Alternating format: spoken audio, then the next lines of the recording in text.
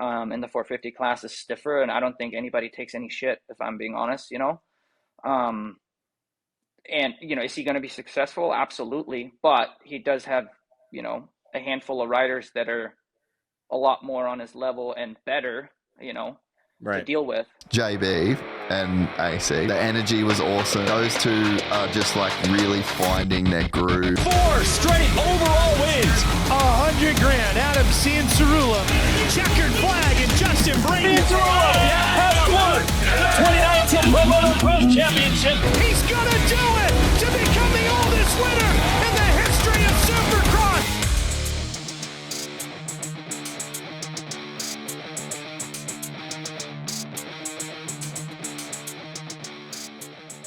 Guys, welcome back to the AC and JB show. JB, it's an off weekend, no racing this past Saturday, but we're here, man. We're here doing it. I have way too much fun doing this podcast with you to take a week off. That's right. Last week when we got off the pod, we're like, should we do another one? No questions asked. Even though it's a weekend off, we're still here, and there's still so much to talk about. Think about SMX points. We've got a special guest today. Ken Roczen's coming on the show.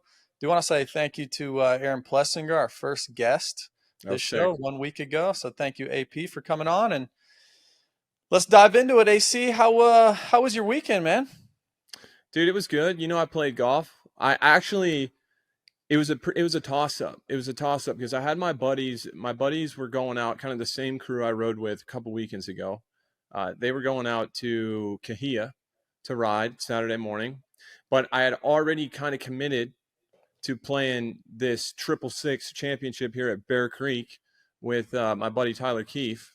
And so I was thinking about bailing on him. And going, and I honestly, I couldn't believe it.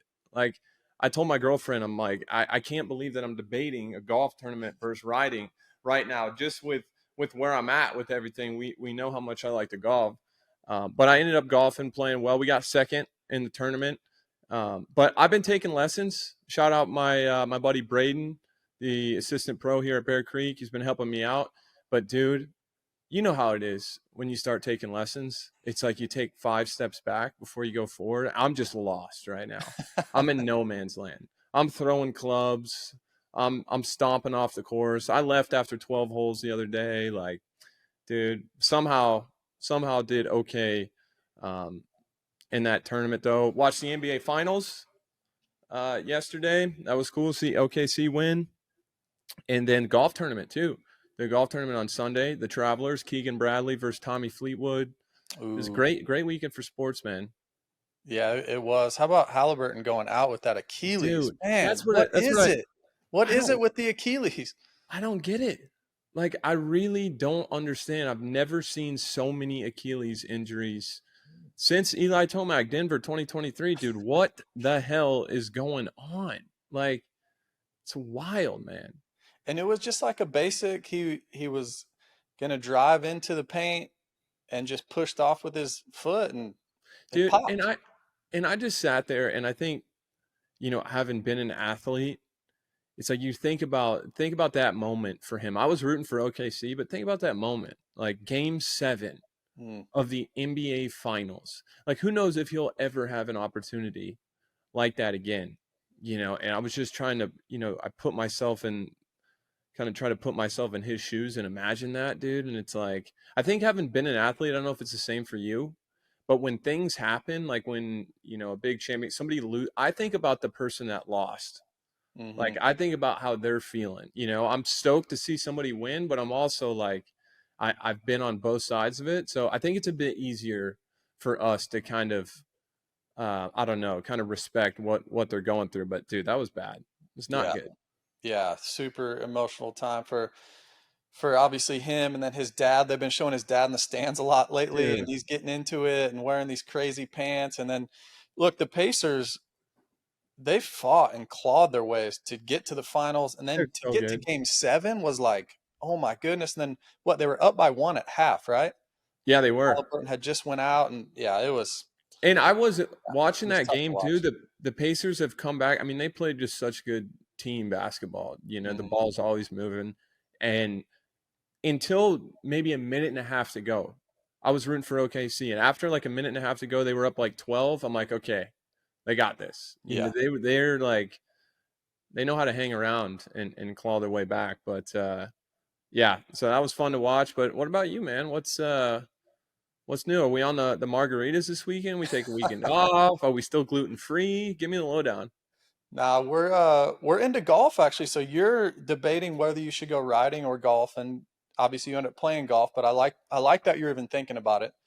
And I'm into golf, man. I had a fun day on Friday. I took my son riding down at Club MX. Actually got to watch Jorge Prado and the boys down there ride a little bit.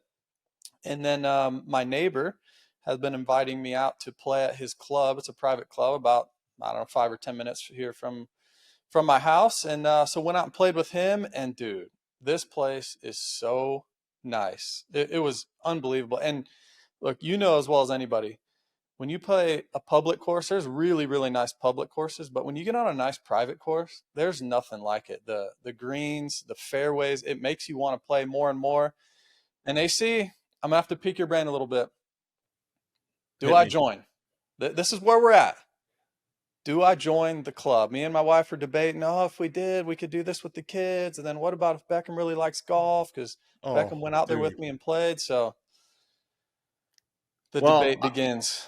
I've seen your house. I've seen your backyard. You're asking definitely afford it. You're asking definitely afford it. So I think you need to go out. Is the normally under 35 or under 40? There's like a junior membership. Are you still in that range? Can we get the junior membership? Well, it's funny you say that because there is a 40 and over. They pay more. 40 under, you pay less. And it only has to be one, either husband or wife. So my wife, she's 37. We still qualify. I do not qualify for under 40. Do not qualify. So we can still get the cheaper rate. Now it's not cheap by any means, but it's a cheaper rate. So I don't know. We're gonna meet with somebody over there in the next week. So I love that I've had this positive influence on you.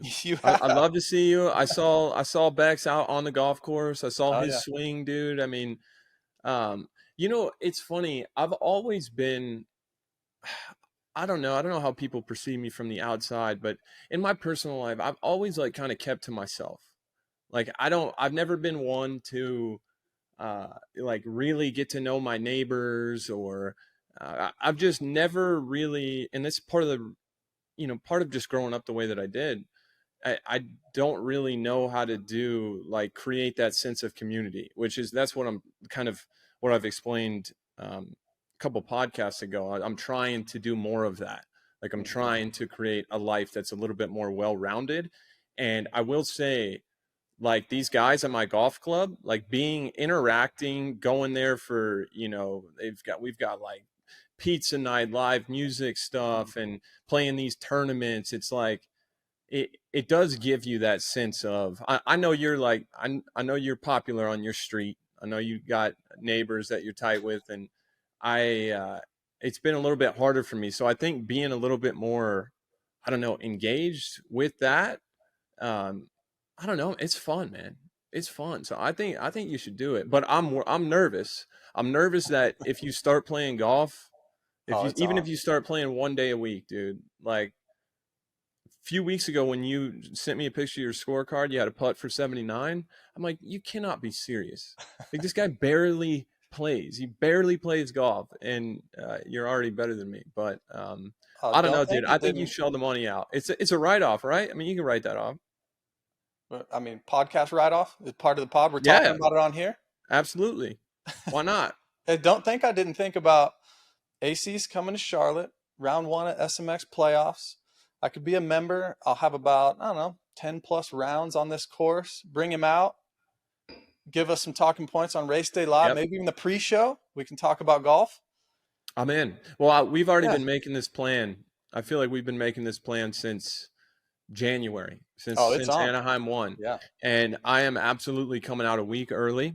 Yeah. You did tell me when you first said something about golfing before Charlotte, you said, well, there's a nice hotel down the street. I might have to bring, if you just have like a extra dog bed or something, just put it in the garage.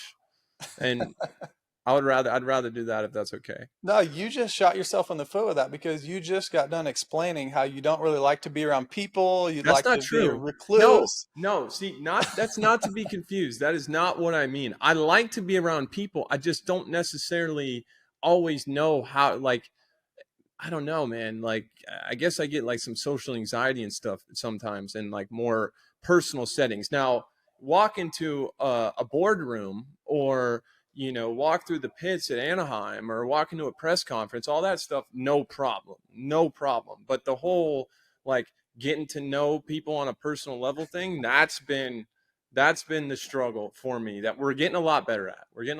You can ask my mom. I will say, when I was racing, and my wife will tell you this, I'm a totally different person now than I was when I was racing. I love being around people now. I hated it when I was racing because I feel like, and you can relate, your mind's going 24/7. How can I be better? Oh, you're stressed out because your shock isn't working the way you want it. And you got a big race coming up and all the things. Where now I have so much mental space of just like, it's just free. And I want to get to know my neighbors. I mean, we're really close with four couples in our neighborhood. And I don't know if I would have done that when I was racing. And yeah, you meet all new people. Like you said, your club, you go up there, meet new people. So yeah, I do think just even post-retirement, I even seen you grow a lot from Charlotte, almost a year ago now to halfway through Supercross. It was a ton of fun to see that. And I think it's just more mental space, man. Racing is stressful. It's really hard. I was just telling somebody this the other day about, it was a buddy I was catching up with, hadn't talked to in a while, and was just kind of taking him through the steps of retirement. And I was talking, it's funny, when I was racing and when I knew I was going to be done, I remember sitting there in the tunnel before a heat race or something and thinking to myself, like, really just trying to be in that moment completely and sit there with it, because what I was feeling with the Supercross, and it's hard enough as it is with the injury that I had, it really stressed me out because there was so much stuff that was out of my control. So I knew that once I retired, once I got removed from it, I knew that I would miss aspects of it.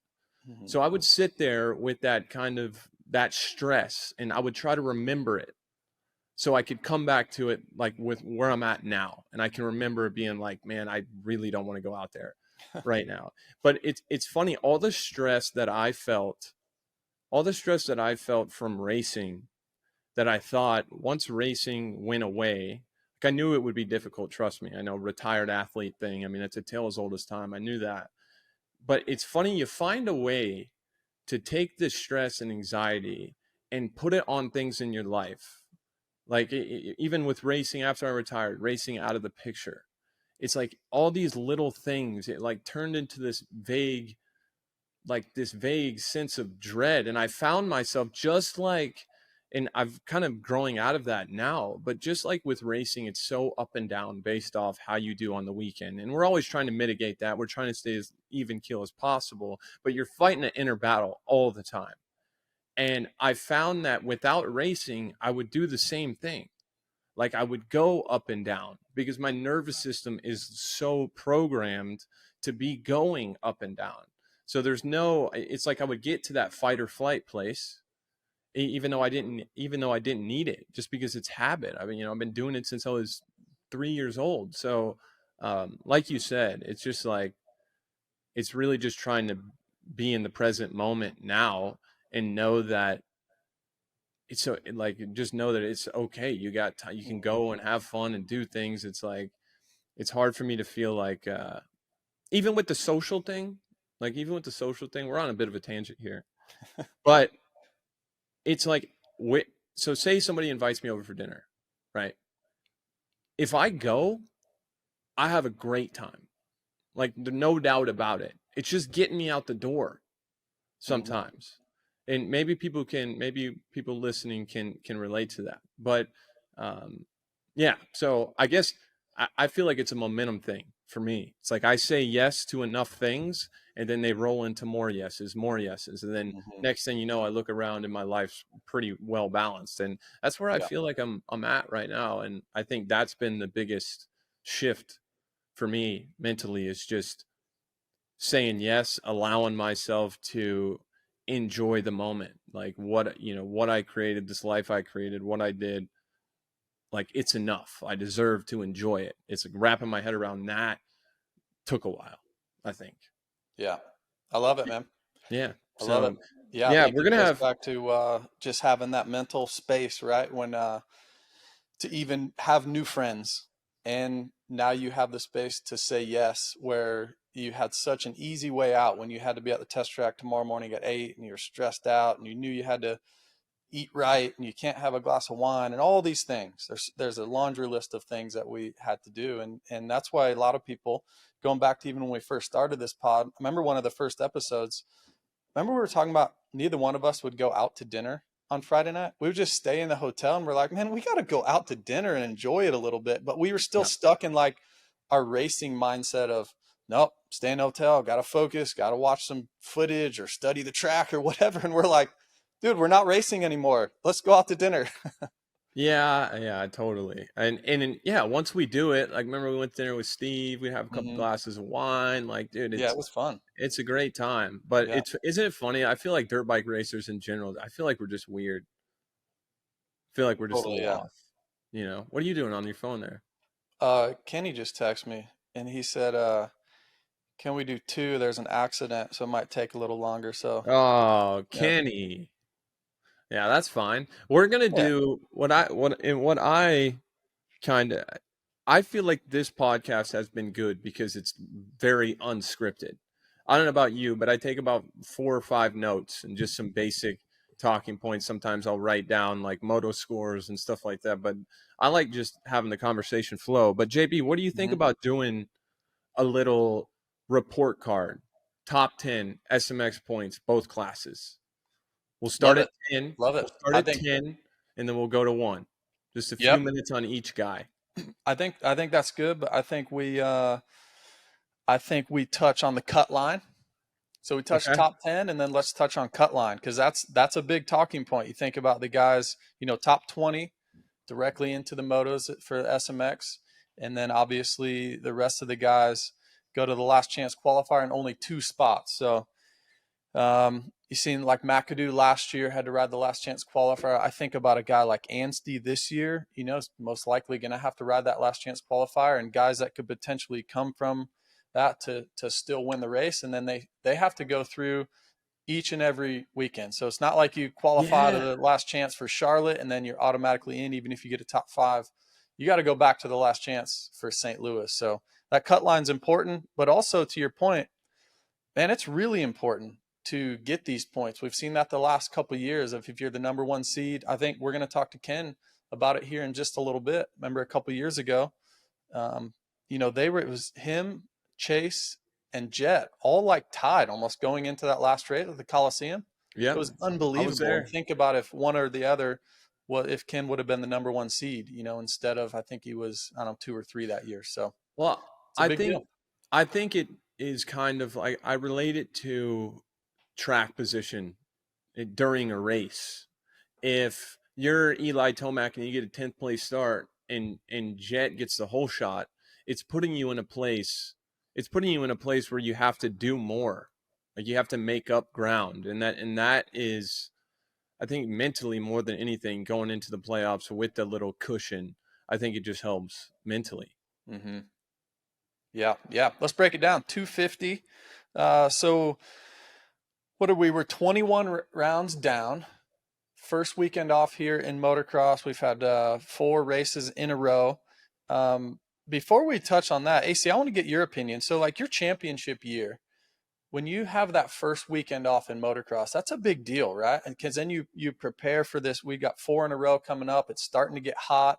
You trained in Florida a lot. So talk about that first weekend off and just how important it is. You've seen a lot of guys on social media just relaxing this weekend out on the golf course, or seen AP, hanging out. I think RJ was at the beach hanging out. So it was a big weekend to kind of recoup a little bit, huh?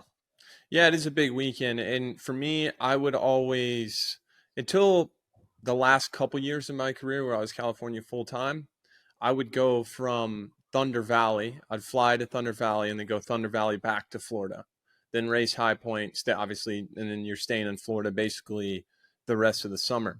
And one thing that I think, I mean, the off weekend is very, people are very excited about it, as you know. I mean, I remember you always want to go into a weekend off, of course, on a high, on a good race. But I remember thinking to myself, as soon as I crossed the finish line at High Point, like, oh man, this is going to be awesome.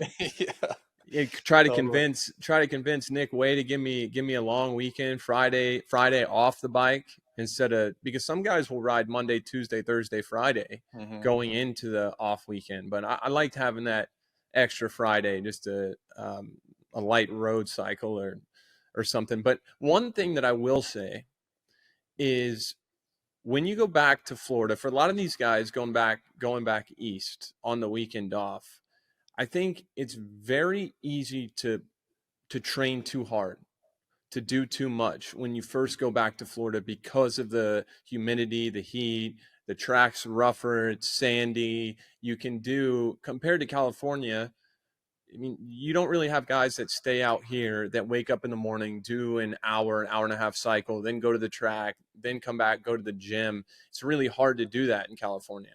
It's not hard at all to do that in Florida. It's very easy. So I think if you're in a spot where you're a little behind the 8 ball, which I've been there many times, you can go back to Florida and do too much, put yourself in a hole for the rest of the season. And I think to a degree, I did that my championship year, because I had won 4 races in a row. Of course, I'm feeling like I got the world in the palm of my hand, and I'm like, oh man, I want to, just keep putting the hammer down. So it's hard not to let your emotions kind of get in the way with your training, I think, when you first go back to Florida. Do you think, does that make sense?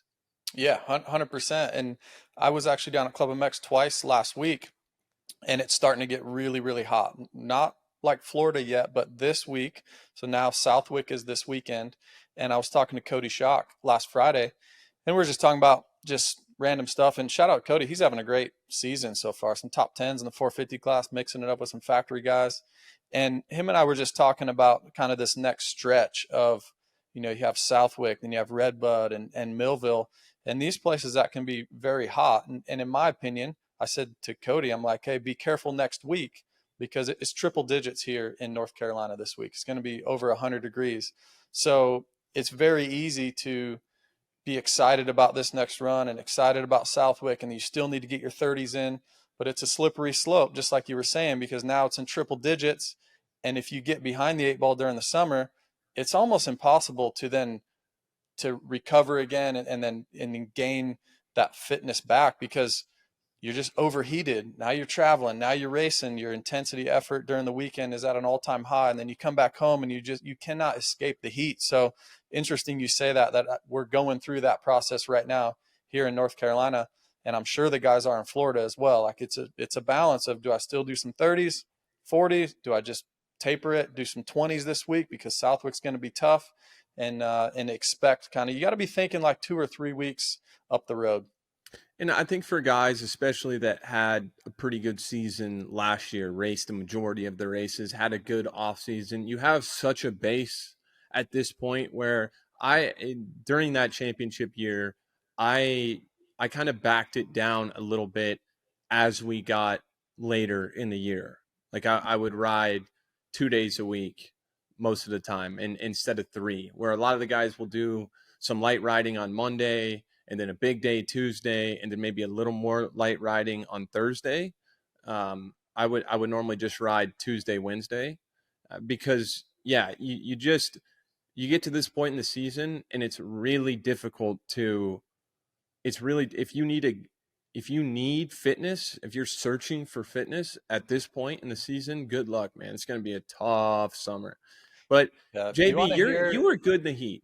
Yeah, I enjoyed the heat. I did like it. I was never the fastest guy, so I relied on fitness. And our producer Cole Beach is going to love this one, being the cycling guy he is. Listen to this schedule. Listen to how foolish I was in like 12, 13, 14. AC, I'd race Saturday. I would my try God. to get on the plane with Coach Gibbs to fly home Saturday night. And I would race a regional mountain bike race on Sunday. You're an idiot. And then Monday I'd go moto, just fairly light, maybe a few 20s or something. And then we had this Wednesday night mountain bike series in Charlotte then. Oh my God. And so I would pre-run the course that we were racing on Wednesday. I'd go pre-run Monday after motoing.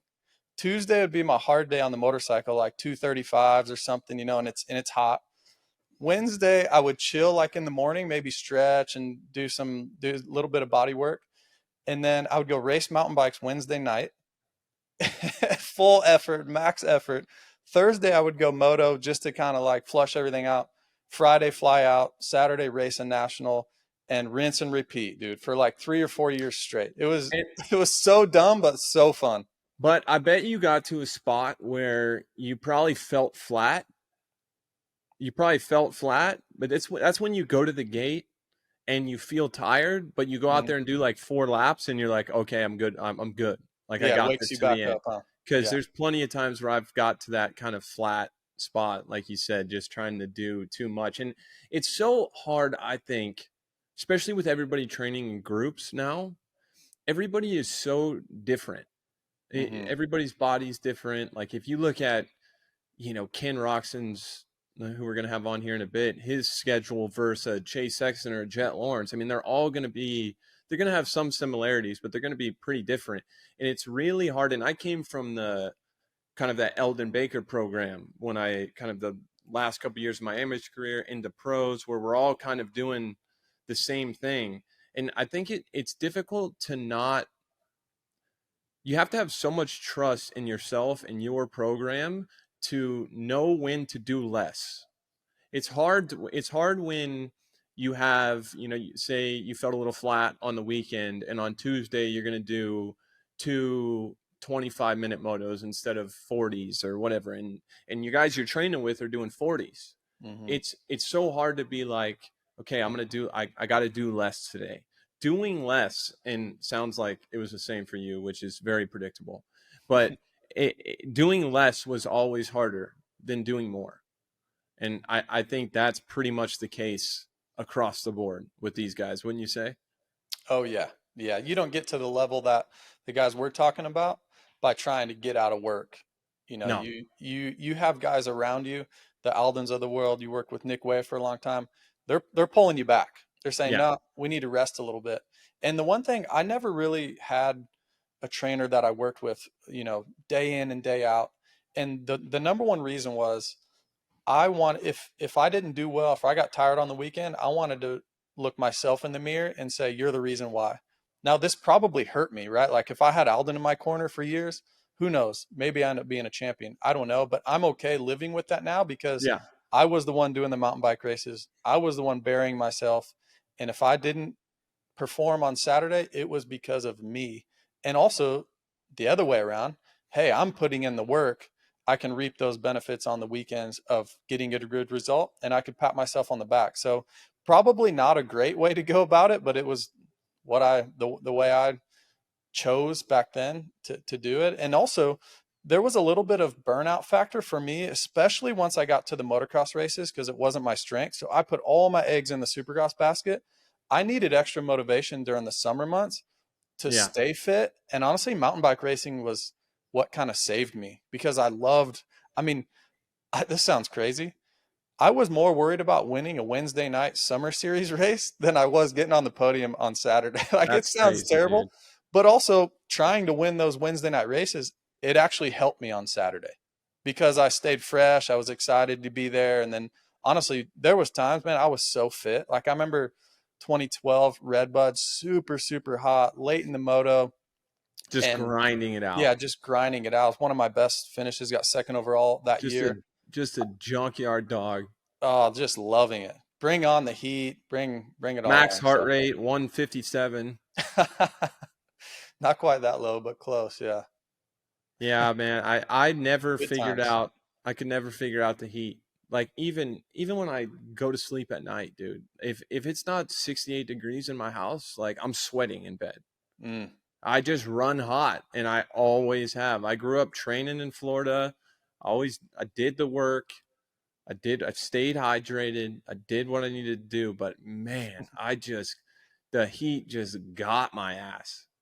You want to hear another how stupid I am story? I read a give it to me. story one time.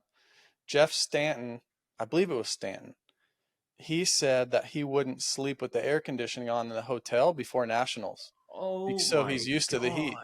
Guess what I did? For like a whole year when I first started racing nationals. No AC, dude. Please, no AC. Nope. Don't turn on the AC because that's what Stanton did. You are what we call in the gaming universe a try-hard. That's a bad thing, I guess. And you know who's a lot like you? Cameron McAdoo. That's right. I mean, you guys are. I see that guy every time I pull out my back gate here. I swear I see him sprinting up La Cresta. That's right. Let's go. He's right there, dude. And I just see your face in my mind. That's why I like McAdoo so much, man. He's my guy. I know. Two Iowa boys. All right, let's get into this. Because we don't want to keep Ken waiting too long. All right, 10th in points, SMX points, Jordon Smith. We grading him? We gonna give him a grade? Yeah. Give me some thoughts. Well, I think it's a tale of two different stories with Jordon right now. I think he's, struggling a little bit here in the Nationals, but I would say Supercross wise was a huge success. I mean, getting Triumph, their first win, that was awesome. He was in title contention for the longest time. Anytime he lines up in Supercross, he could win the race. And there was a lot of speculation, man, he's leaving that Yamaha. He's leaving that Star Racing Yamaha, going to Triumph. He had a great season with Yamaha last year, had the red plate for a little bit. And now he's going to Triumph. Like, what's he thinking? Well, I think he proved that the Triumph motorcycle is capable of winning races. I think it was a good move. I think financially, I don't know for sure financially, but I think just for the future, there's rumors of him potentially on a 450 in years to come. So I think if you're grading overall, I would probably say a B, but I'm going to grade him just for Supercross and give him an A. Yeah, I'm right there with you. A for Supercross, B overall. I think him winning a race, and early in the year, I thought that he was going. People don't understand. We were just talking about this last weekend because we were looking at his moto scores. I think he was like around 15th or something. Yeah. People do not understand how good of a rider Jordon Smith is.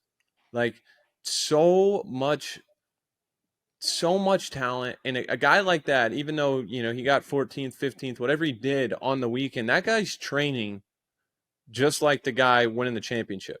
Like that, he's going to sleep at night on a Monday night being like, if the weekend went bad, I mean, it eats at him. Like, these guys want it bad. And I think Jordon is the type of guy that, if he got 3 15ths in a row and then he showed up at the next race and got third, nobody would be surprised because he's just that good. But that was going to be my question is, do you think we'll see him on a 450? Is that part of the deal with Triumph is kind of, he's got a path to the next level? I'm not 100% sure. That was the rumors, but what I would do if I'm management of some sort for guys like Jordon Smith, I love Supercross 250, 450, motocross. I love that program because Jordon Smith, sorry if you're a Jordon Smith fan, I'm a Jordon Smith fan. I think he's a good dude, but he's not going to be a 450 Supercross champion. Could he still be a 250 Supercross champion? Yeah. Maybe. Yeah.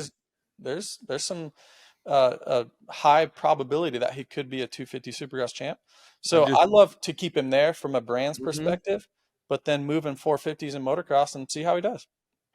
Yeah, I don't really have, because I think there's more. We'll move on because we got a lot of guys to run through here, but I don't really see a problem with guys staying on a 250. Like, there's more talent in the sport. You're saying in Supercross? Yeah. Yeah, I'm with you. Yeah. There's more talent in dirt bike racing than there is money.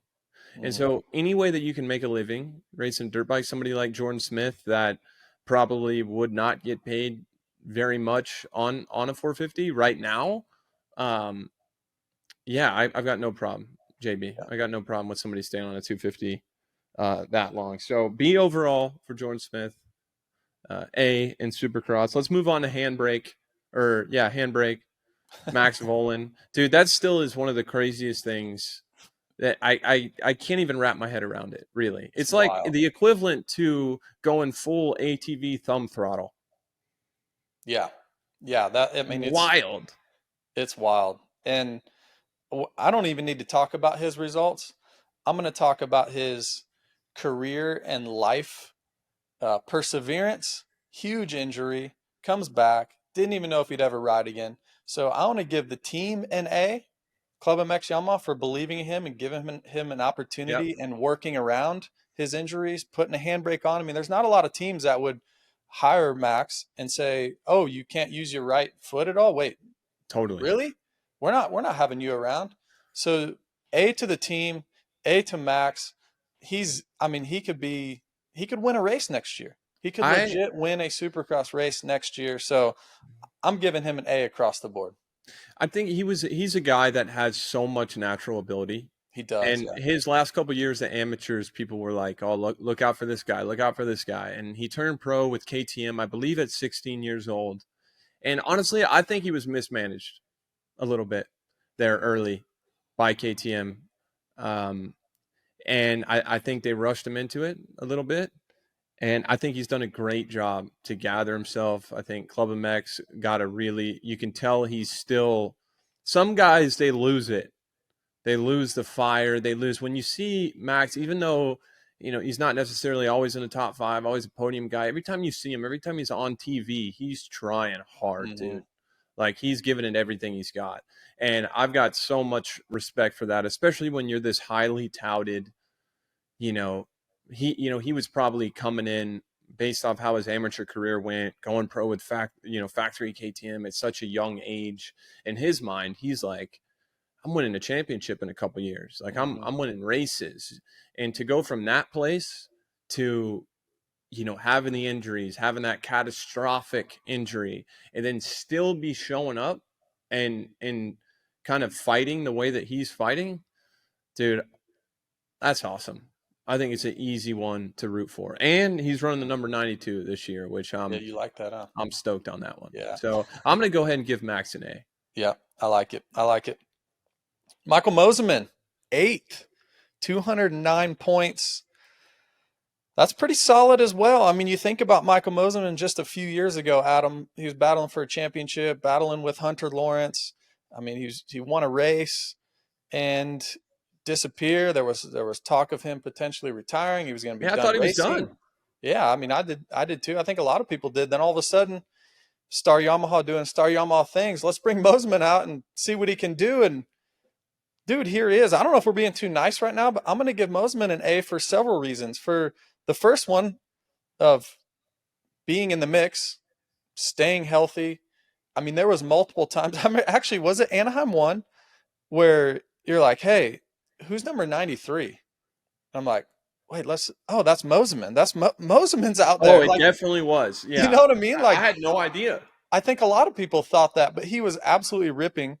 Had some Mosiman moments where he goes down and he's doing well and has some crashes, but I really think this was a great building year. And I don't know if he's going to stay with the team or not, but whoever he rides for next year, they're going to have a great rider and somebody that could potentially get on the podium, no doubt.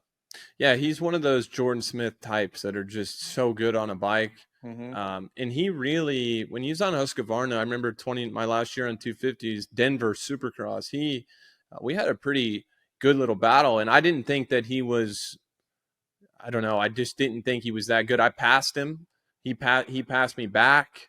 Like, he showed me that night, I was like, oh man, this kid is like, he's on the come up. I was not expecting a pass back. I can tell you that. So yeah, he's a good rider. I because he is so good, I give him an A in the perseverance category. Coming back, he's one of those guys that's had a lot of like we said, he was pretty much going to quit, came back, and now he's he's definitely deserving of the ride based off his results. So I'll give him an A in the perseverance, but because he's so naturally gifted on a bike and because he's such a veteran of the class, I'm going to give him a B because I think there's room for growth there. I think that with how fast he is, I think if he finds a little bit more belief in himself, gets a start, I think he can be a guy that's kind of near the top 5 more often than he is. Yeah, agree. Hammaker, my guy. Your guy. My guy. I'm not biased, guys. I keep telling you guys this, but Seth Hammaker, I called that win. You remember that? You did. Called that win at Indianapolis East-West Shootout, and it's kind of just been he's just really taken off since then. I mean, I think for Seth, of course, I mean, A+ in Supercross.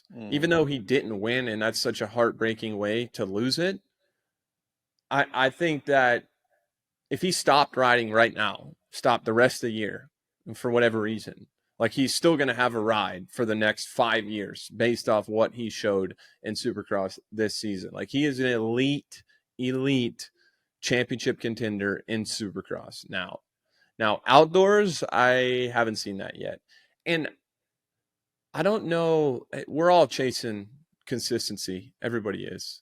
But with how fit he is, like he's super fit. He rides the bike really well, neutral on the bike, not too out of control.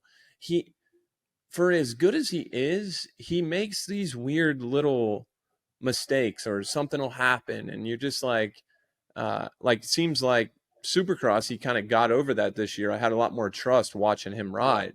But for outdoors, for some reason, I haven't got that. I haven't got there yet with Seth in terms of just me being confident that he's going to be in the mix. Although he did have had his best finish in a moto in outdoors at High Point, 3rd in the first moto. So he's making progress, but need to see a little bit more consistency, JB. Yeah, it's hard to think that that's his first ever podium in a moto. Right. I would have thought he would have even won a moto before. That's how highly I think and respect Seth Hammaker. Tale of two stories once again. I feel like it's a lot of these guys. There's a Supercross grade and a motocross grade. Supercross grade, A+, solid every week, was there, had so much speed. The changes he made, we highlighted those a lot all season long. You related really, really well with him, and just injuries and coming back and then betting on himself, training with Jett and Hunter down there at the dog pound now, and really gambling on himself, spending his own money to do that. Big fan of his. We talked about it multiple times. It's funny, you and I, we relate to these guys so much, but we also talk about them with their helmets off a lot.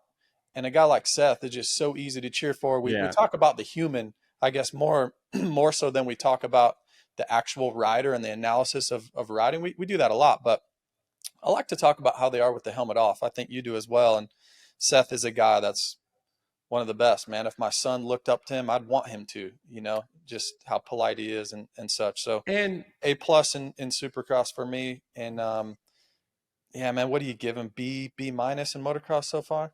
I think with how good he is, man, I got to give him a C. Yeah.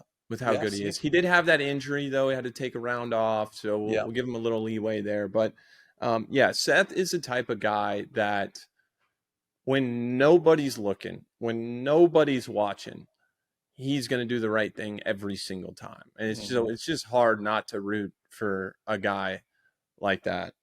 So I do think that he's good enough to maybe not – he might need a little luck. But I do think he could get up there and battle for a moto win on a track that he really likes at some point this year. He gets a start. I think it would be the same thing because once he got that win at Indy, I mean, he went to a whole different level. I mean, he was pretty dominant speed-wise the rest of the way. So I think the same thing happens outdoors. I think he's got a little left to prove to himself before he can get there. But I do think he's got a shot. How about SMX? I like him for SMX, AC. He's going to be good. I do. And you look at right now, he's 7th overall in points. He needs to climb. He needs to jump some guys, which he has the ability to do so. Hymas is right ahead of him, which we'll touch on next. And then Beaumer, Marchbanks, they're within reach. So if he can get inside the top 5, SMX points to get a little bit closer to Haiden, I like him in those 3 races, man. I think he's going to do good. I think so too. He had his start styled into Supercross. Yeah, I see no reason why. He can't do it. I'm really interested to see the St. Louis venue and how they do that track. I like the way that they did it, the playoffs the first year. The Charlotte was like a true hybrid to me. Chicago was basically an outdoor track, and then LA was pretty much a Supercross track. I thought it was kind of cool. I hope we do something similar again. But yeah, let's get into Hymas. 6 in points, of course, just went down with it was the other knee too, which sucks. I know. Man, that's a bummer. That is a bummer for Chance. JB, I'll let you have the floor on this one. Yeah, I mean, just torn ACL. Gonna miss, sounds like, the rest of the season. Try to get it rehabbed for Supercross next year. Just a bummer. He had clawed his way back from his ACL injury not long ago and got himself all the way back to the top of the mountain at Thunder Valley. 1-1 on the day, perfect day, qualified fastest. And then 7 days later, you get knocked off that mountain and you're at an all-time low again. And the one thing I will say about Chance is, he's got a great people around him. Michael Byrne, his family, Lawrence family. And, he's been through this before, so he knows what it's like to be at rock bottom and then claw his way back up. So I think he'll do it faster than ever this time. Just a bummer to see. Young kid with a ton of talent. And I know the team's going to stand behind him and just going to have to go through that process again. Adam, you've been there, done that. Scar tissue, literally and figuratively. Yeah, I don't know what else to say. We talked about it. We talked about it last week. Went pretty in depth about it. So you guys know how I feel. But yeah, man, and just specifically with him, and that's why I relate to Seth so much too. Is just, I think, especially when you're still, I think these guys, they're so young.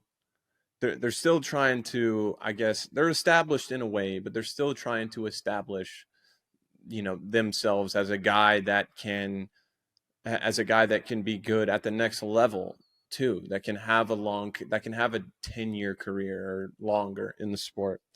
And it's just such a hard thing when you're that young and you feel like the world is passing you by. Every injury, the sport doesn't wait. Time doesn't wait for anybody. It's like the more stuff like that happens, it can just, in my case, it completely changed who I am and how I developed, like the stuff that I had to get through and get over. And it's helped me so much now in my life, but gosh, I definitely don't envy anybody going through it in the moment. So, it was cool to see Chance get to win in Supercross this year.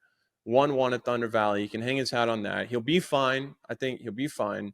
But yeah, these next few months will probably be tough for him. So we'll be thinking about him. Chance, hope you're healing well. Let's go to number 5. So I guess we'll go Chance. I don't know. He's hurt. I feel like I'm not going to even give him a grade because he's grade. hurt. Like, just good job getting that win in Supercross. Plenty of potential. He'll be back. He'll be fine. Yeah. Julien Beaumer, A++++ to start the year. Mm-hmm. It's been some inconsistencies since then. Outdoors, I haven't seen it yet. I haven't seen it yet, JB. He was pretty good at the opener, but since then, I mean, dumpster fire? Yeah, the first 2 were pretty good. And then, the last couple have not been good. Not good. And does this go back to the rut thing? Are we bringing this up again or no? I don't know. You could probably call Davey Millsaps right now, and he'd probably just tell you straight up. He would. Like, yeah, my guy sucks in the ruts. Yeah, I mean, I thought after seeing him at the first round, I'm like, okay, this guy's going to be in the top 5 all year, battling right in there. It's like I saw him out front. He looked the part, and I'm like, yeah, this is just who he is. This is just where he's at now. Yeah, little adversity. Maybe we do need some rut practice. Where's he training right now? I think he just went down to Alden's. Oh, did he really? Yeah. So was he based in California before then? Yes. Oof. That's a Yeah. tough thing to do right now. We got like 2 tracks out here. Yeah, Glendale not and a great Fox scenario Raceway. to get used to some ruts in Yeah, Southern no ruts California. out here. No ruts out here. I will say Fox Raceway prep. I want to give a shout out to the crew out there. Nick Way's been helping out with the prep too. So they're ripping it deep. It's pretty good, dude. It's pretty Yeah. good. I'm not trying to go out there on a Tuesday No way. pro day and no, hell no. But yeah, the track's been all right. But yeah, Julien, I don't know. To me, I think to be a truly elite guy, you got to be elite. You got to be elite in everything. You got to be elite in Supercross, elite in outdoors. Like, and I see no reason why his ability, everything that I've seen, I mean, he can be like, I don't know, he can be a good guy outdoors, clearly. But yeah, dude, it's just hard right now. Like, there's just so many good dudes out there. You have an off weekend. Maybe he doesn't like the ruts.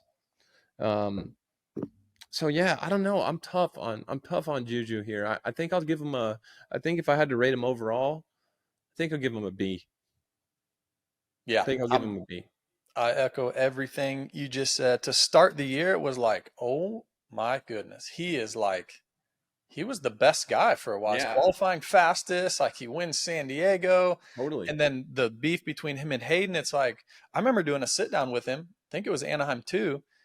And at that time, he was beating Haiden straight up. He was faster than Haiden in some practices. And I'm thinking, wait, is this like the Alessi Villapoto thing where like Haiden beats him all through amateurs and now the roles are reversed? And now You were Juju's there. Like, I mean, I was close to there at like round 3 and 4 after he won San Diego. I'm like, and remember, Haiden was kind of struggling at that time. Yeah.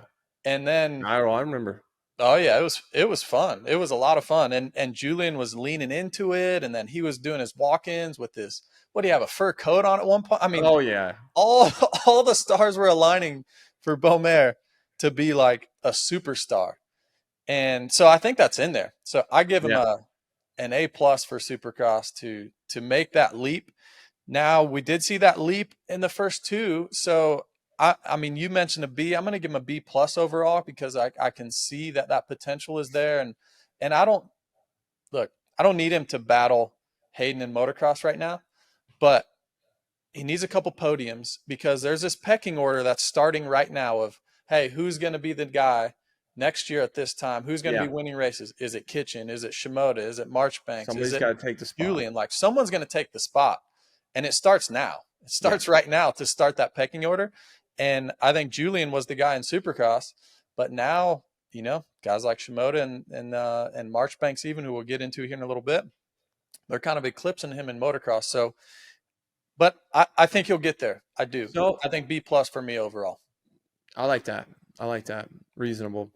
I think that, so he had such a great start to the year, right? And then as we got closer to crowning a champion in Supercross, Deegan turned it on. He was better. Yeah, for sure. And so it's almost like a young NBA team that has a great regular season, and playoffs come around, and it takes them a couple years as a team to like figure out how to win playoff games, how to win these close games. I think that's where I'm at. That's kind of where I'm at with Julien. Clearly he can do it. But now it's about doing it when it matters the most.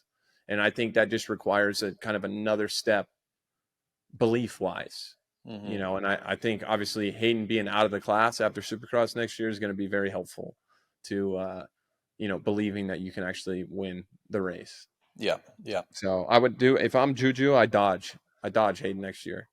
I don't care. He can call me whatever he wants to call me.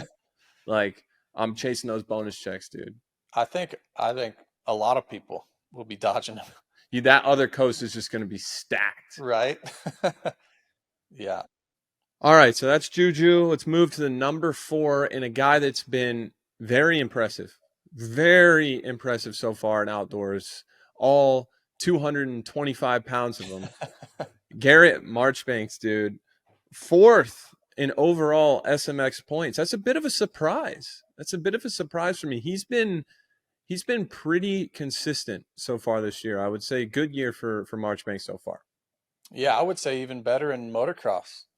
I mean, he's my surprise of the summer. I think we maybe touched on it last week. Yeah, we did on the pod AC, but he's the surprise of the summer for me, and sitting 4th overall in SMX standings right now. And, contract year for him, you'd have to think Mitch would re-sign him there and then come back another year next year with being on the bike and everything. He could be a title favorite, maybe not title favorite for Supercross, but he's in the conversation. Absolutely. So for me, Marchbanks, it's an A.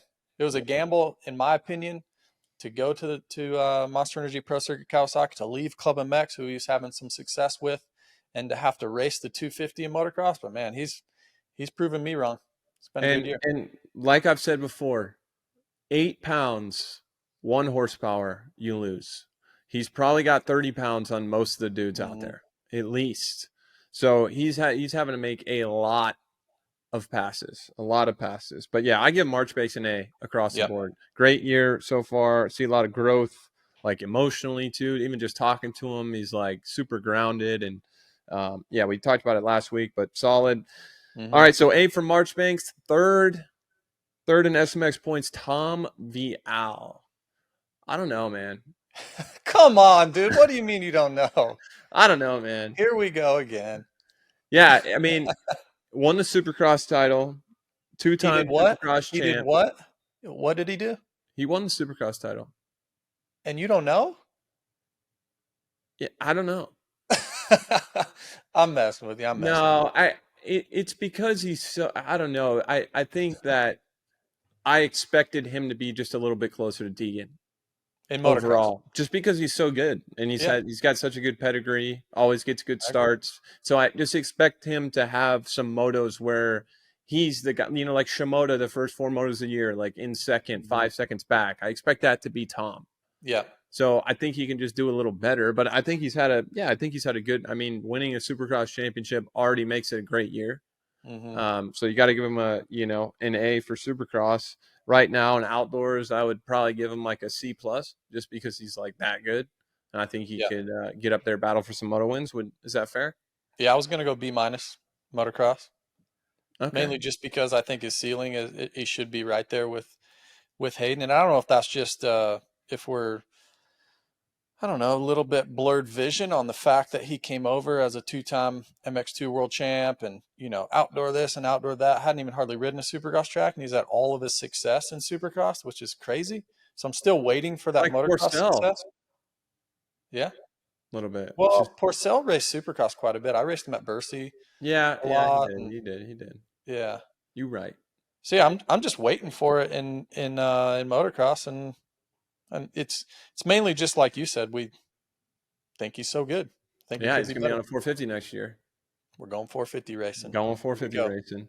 P2, 100 points back of Haiden. I'm actually kind of surprised to see him in second overall. Joe Shimoda, my pick. He would be my first pick right now as a guy. I can't really see it happening right now, but he would be my pick. If there's a track, he wakes up on a Saturday and just feels it, and he's hungry and he's got a good attitude, he's flowing. He would be my pick as a guy that could beat Haiden straight up if I had to pick somebody. Came out, started the year great at Anaheim, won the race. Then the pit board incident happened. Into Supercross, not good. Not good. I didn't like it. I did not like the end of Supercross for Joe. He's just better than that. So I got to give him like a B- or something, C+ for Supercross. So far in outdoors, I don't know. I would say A- maybe. He's been pretty solid. First 4 motos, second place, had some bad starts, but he's always charging. He's always fit. Still an elite guy. So yeah, I'll give him a B-.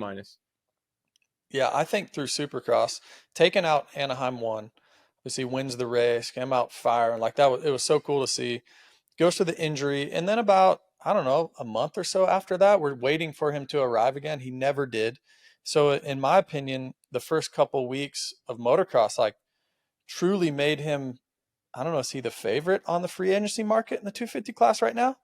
It's got to be, right? Have to be, right? Got to be. Yeah, and I think late in Supercross, it wasn't the case.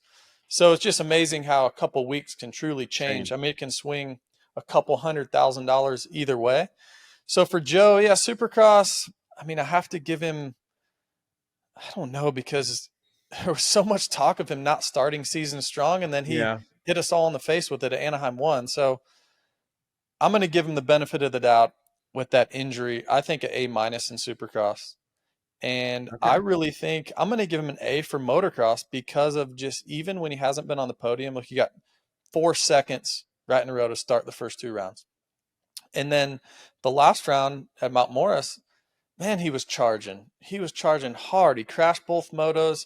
He would never give up. He passed Marchbanks coming down the hill. I believe the first moto went, like, he was just constantly charging. And I love to see that.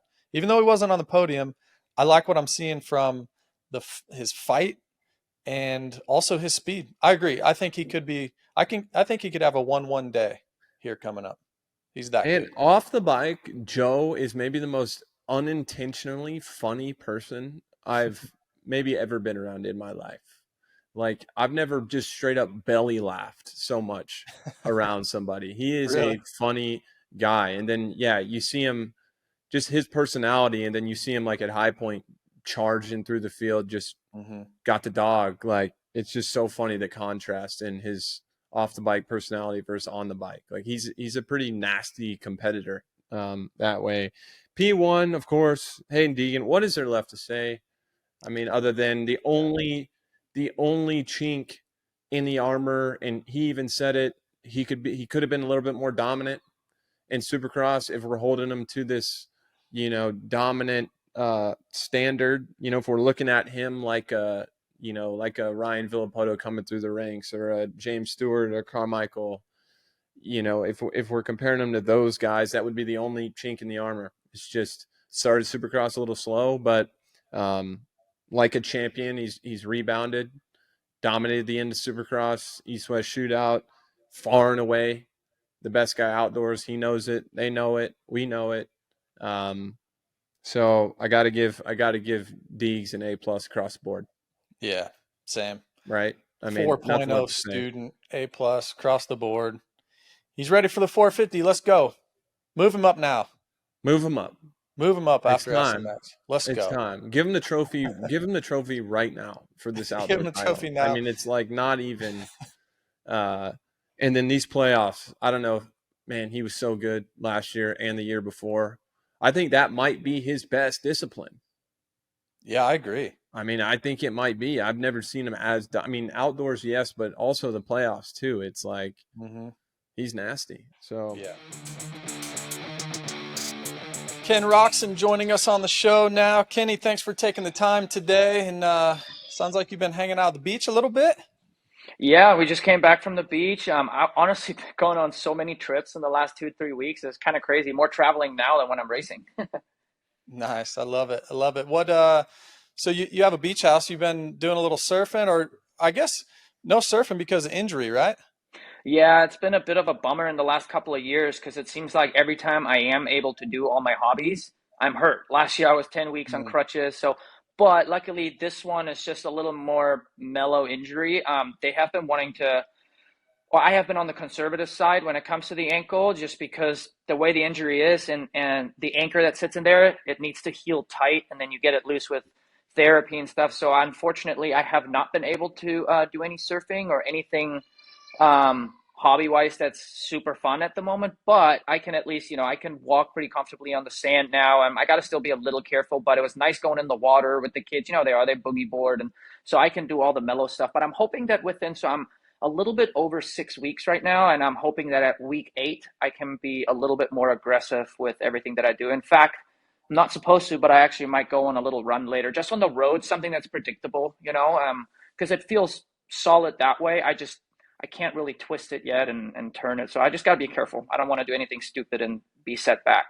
Do you get irritable when you're bored?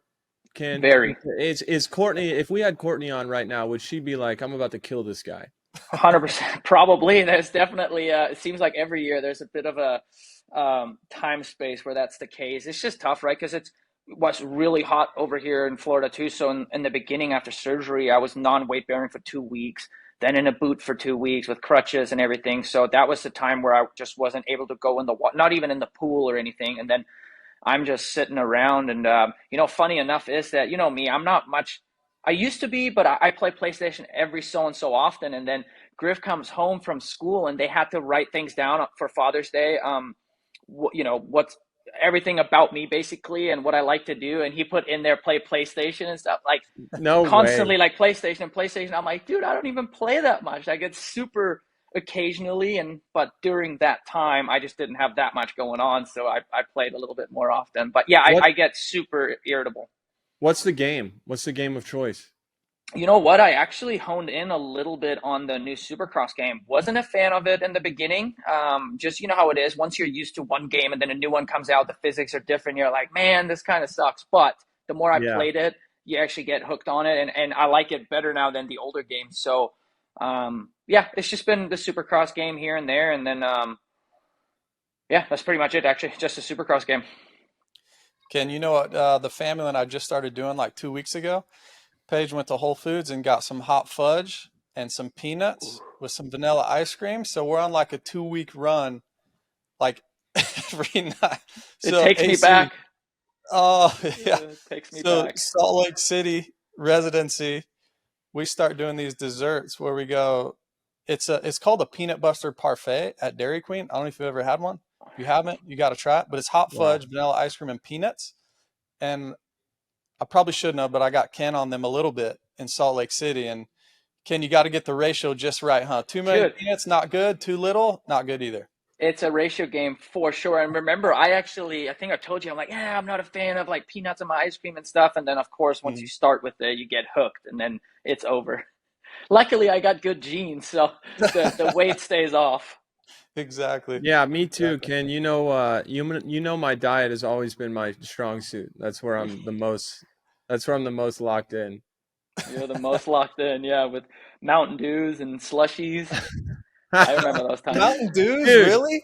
Mountain Dews? Oh, I love a good Mountain Dew, a Fountain Dew. You got to go into the gas station, the racetrack, right there off 50.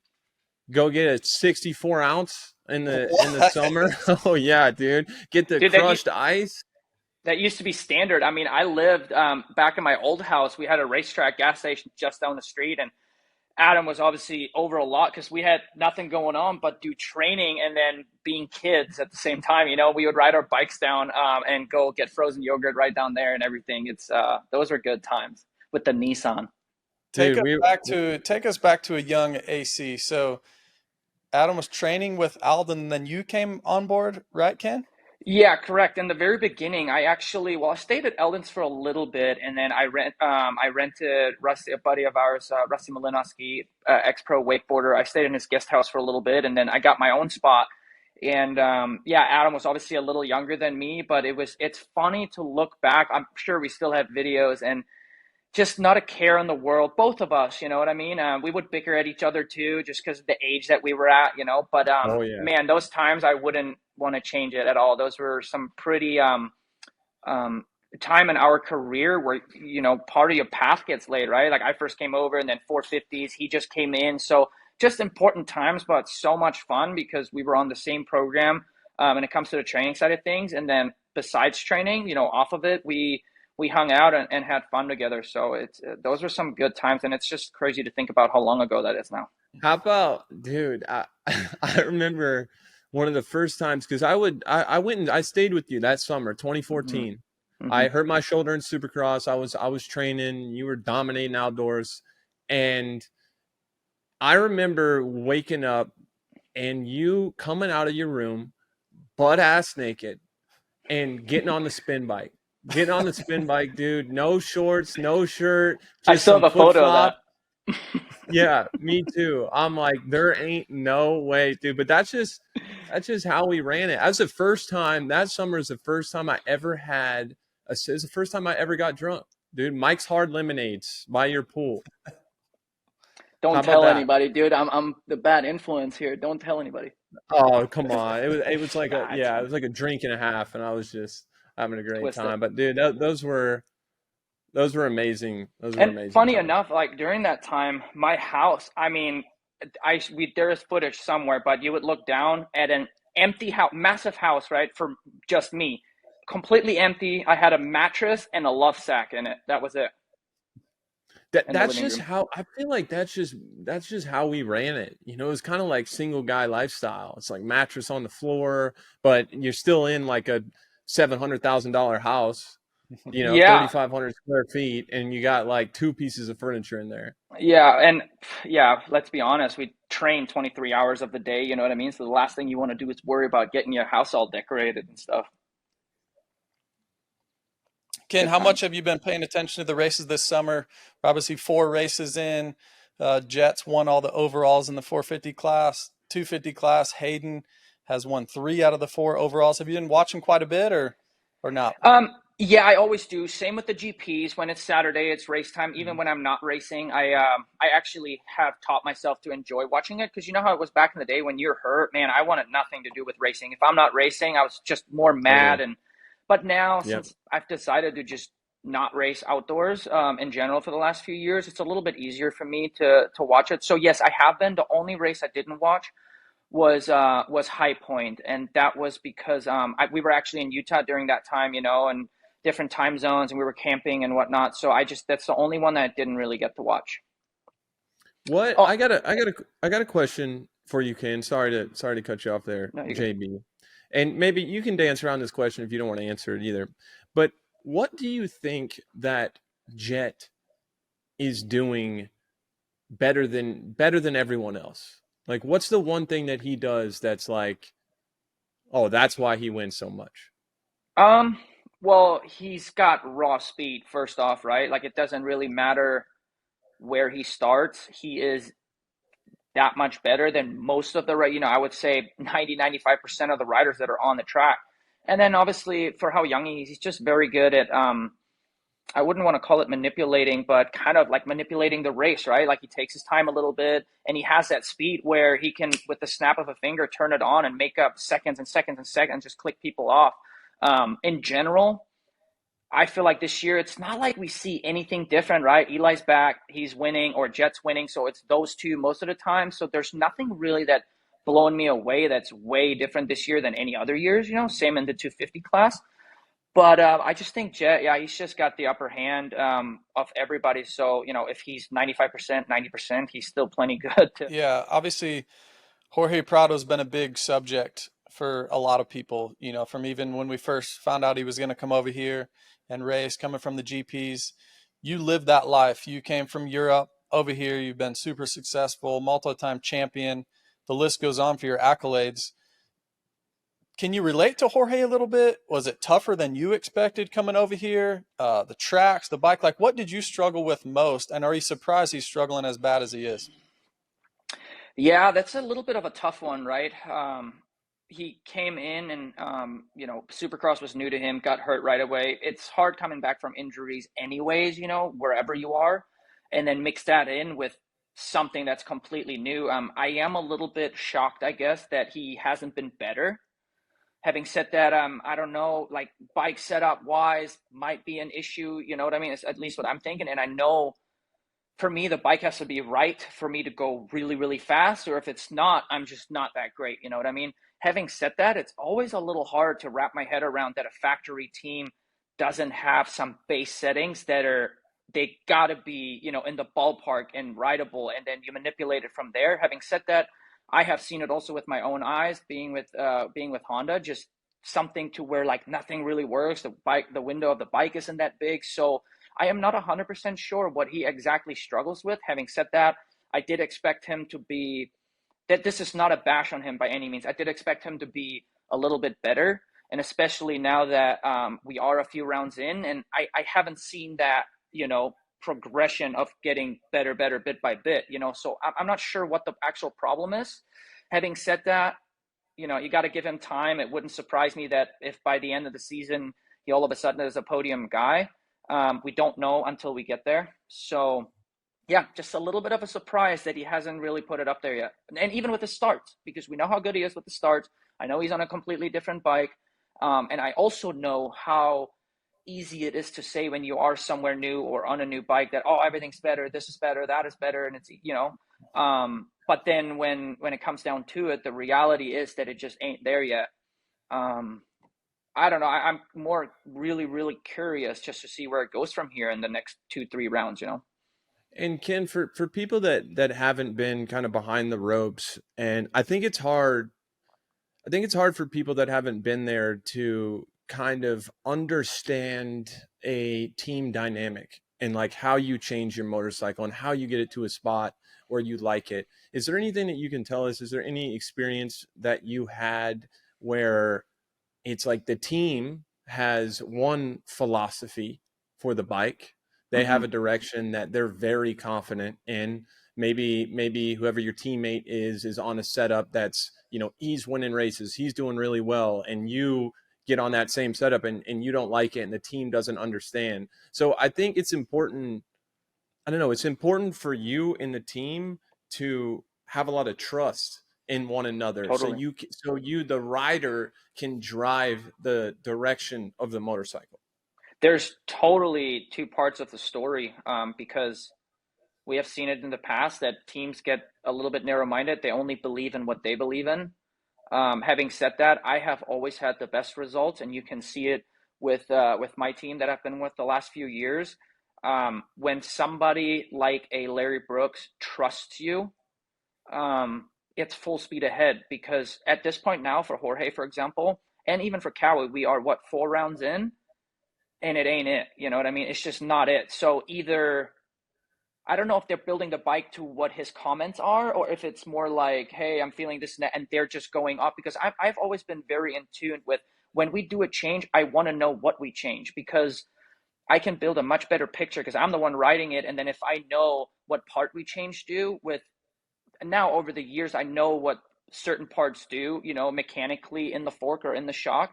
So I kind of know some of the key factors that I need to be able to get a certain feeling that I want. And then you build from there. At this point, it's almost like, I know it's this learning year for him and no pressure and whatever, but what does Cowie really have to lose if they go full Jorge direction? But man, it's also coming from an Austrian bike to, a Japanese bike. It's been so long for me to do that switch. So I don't even really remember the difference in what the bikes really do. So I just think at some point that, the dynamic between rider and team is literally the most important, right? And we know that with the factory teams, that whether their hands are tied more or if it's one person that steers the ship and you guys go off the deep end. But I mean, they have Brock as a test rider, and man, there's got to be something there that's decent enough to like put it up there. You know what I mean? Yeah, I was down at Club MX a couple days last week, and he's got the whole crew out there, working Grinding. on. Yeah, everyone trying different engines, trying different suspension. I don't know if they're making progress or not, but they're putting in the time. That's for sure. That's one thing. I mean, they've been almost sun up to sundown pretty much every day last week. So I know they're putting in the effort. And Oscar, who you guys both know really well, the crew chief over there, and he's the best of the best, right? I mean, if somebody's going to get it figured out, Oscar's going to be the one to get it worked out. 100%. I mean, if you look from 2015 to 16, he came in the last few rounds, and then we went to work with the 2016 bike, same everything, just a different way of going about it, with some different parts, but structurally completely the same thing. But the bikes were literally different than day and night. You know what I mean? And then on top of that, I think I heard people say that, the bike's too slow or it's not fast enough. There is no shot in hell that the bike ain't fast enough. It's just, and on a 450, you just don't, it doesn't matter that much. You know what I mean? Yes, for the start, there's differences, but they all got plenty of power to make some magic happen. You know what I mean? So I don't believe that it is the motor. Pure power wise. Now we all also know that certain parts in the motor can make the bike feel super heavy and, just tight feeling and bound up. So I can see how that may be the case. Having said that, they should have all the tools in the toolbox to be able to get it figured out. So I would think it's probably a lot more of a chassis / suspension issue, but I'm not them and I'm not right there, but that's just what I feel like. And kind of transitioning, you can answer this question. It kind of relates to what Jorge is going through a little bit, but how much weight is there to learning the tracks too? Like, do we need to give him like a fair amount of leeway? Because you did it. I mean, it's been a long time, but you raced the GPs, you raced those tracks. I saw an interview with Jorge on Gypsy Tales where he was talking about that, you know, the tracks, a lot of the GP tracks are a little bit tighter than they are over here. Were the tracks like really that much different for you, if you can remember, when you came over here, or not so much? They are, but they're not. I just think you have a little bit more variety maybe in the GPs when it comes to, you know, there's some that are super slow, hard pack, steep hills, just like, you know, you're just weaseling your way around the track. But then they have Matterley Basin, which is super fast, you know what I mean? There are tracks that are normal, so I don't know, man. I don't believe in the that the tracks are so different, I don't know what to do type thing. He's raced plenty of tracks and plenty of races to figure that out. Having said that, I think maybe the biggest issue is, and it's like, I think I heard him say it in the Gypsy Tales podcast as well, that he's been watching the races for years, so you have an idea of the track, because you know if we watch a race, or when it comes to Supercross even, the tracks are always new, but you watch some press day footage and in your mind you already kind of know what to do, you know, without even having to be at the track. So I'm sure that mentally, or at least what I would do coming here, is you got to watch the races ahead of time, right? So you can get an idea of what's going on. And then, I mean, the practices are short, so I think maybe that he struggles with it more, that it's, you know, a lap and a half, 2 laps, and then it's wide open to lay down a lap time. I can see that being the case. But man, when you're a rider of his caliber, you got to figure it out, you know, on the fly, like quickly. And then again, I think some riders have that in them where they just learn the track really quick and others don't. Yeah. So it's a tough one. And then, you know, if you compare it to me, we are on such different stages in our life when we came over here. So I was on a 250 class. I didn't have a bunch of championships under my belt. I was a kid still. He's not really a kid, you know, he's raced MX1, got titles there. So they were just quite a bit different scenarios. Having said that, I think you have a lot more help nowadays. I think a lot of people, just word of mouth, you know, what we talk about, people just know how to approach things a little bit differently now when they come over, where I feel like all those years ago, 2011, it just, I don't know, you got kicked in the deep end, go over there and do your thing. And I had zero Supercross experience as well. And then you just gotta get going, you know. And then also being with KTM, the bikes back then weren't that good, you know. We were just trying to revamp the KTM brand over here with Rogers. So there was just a lot of other things to be learned when I came over as well. So having said that, I mean, I am sure, I'm pretty positive he will figure it out. It's just a matter of how long is it going to take, and where is he going to be when he's at his absolute best? Like, can he win on a weekend basis? I mean, I'm sure he can, but man, Eli's there, Jett's there, Aaron's been riding really good, right? It's just, I call it a construction zone. Like, it's going to take a little bit, and you got to do some digging, that's for sure. Trying to figure out what's going on, what he needs to be able to be comfortable internally, you know, to go out there and be confident. That's a good analogy, actually. He's under construction right now. It's a construction zone. It's like my golf swing. Yeah, your golf swing, exactly. Ken, what about the 250 class? Anything surprise you? Is Haiden better than you thought? Are the other guys not as good? Anything from there? Am I surprised that Haiden is as good as he is? No, because we've seen it in the years past. So to me, it's just another season for him. Does he have a lot of pressure on him? Of course, because he has a big mouth, you know. He likes to be boisterous or vocal about what's going on and intimidating the other riders. I more so think that the other guys are not good enough and too inconsistent, to be honest. And he's kind of a little bit, he's the Jett of the 250 class right now, not riding style wise or smoothness wise, but just when it comes about having the upper hand to the other guys, you know, he's just there, and he's more consistent, the starts, less mistakes. You know, I feel like things have been kind of shuffled around, but I truly just believe that the other guys are not good enough and not consistent enough to really put up a fight on a weekend basis. And I think we have this narrative in our sport that, like you said, Deegan, he loves to talk. Like, the guy is like a UFC kind of guy, right? Where he'll kind of say anything, and he rides the bike like he knows he's going to win. He's got all this confidence, this, this brashness, this way about him. And I think that a lot of people are like, well, he's not going to get away with that in the 450 class. And I want to know your thoughts on that. Like, when a guy comes out of the 250 class and he, is like setting the world on fire. Is there, I don't know if there's a time you can think back to where somebody, maybe Jett do you think that he can get away with kind of doing what he's doing now, his kind of template for success? Do you think what he kind of does off the bike, what he says on the podium, do you think that's going to translate to the next level?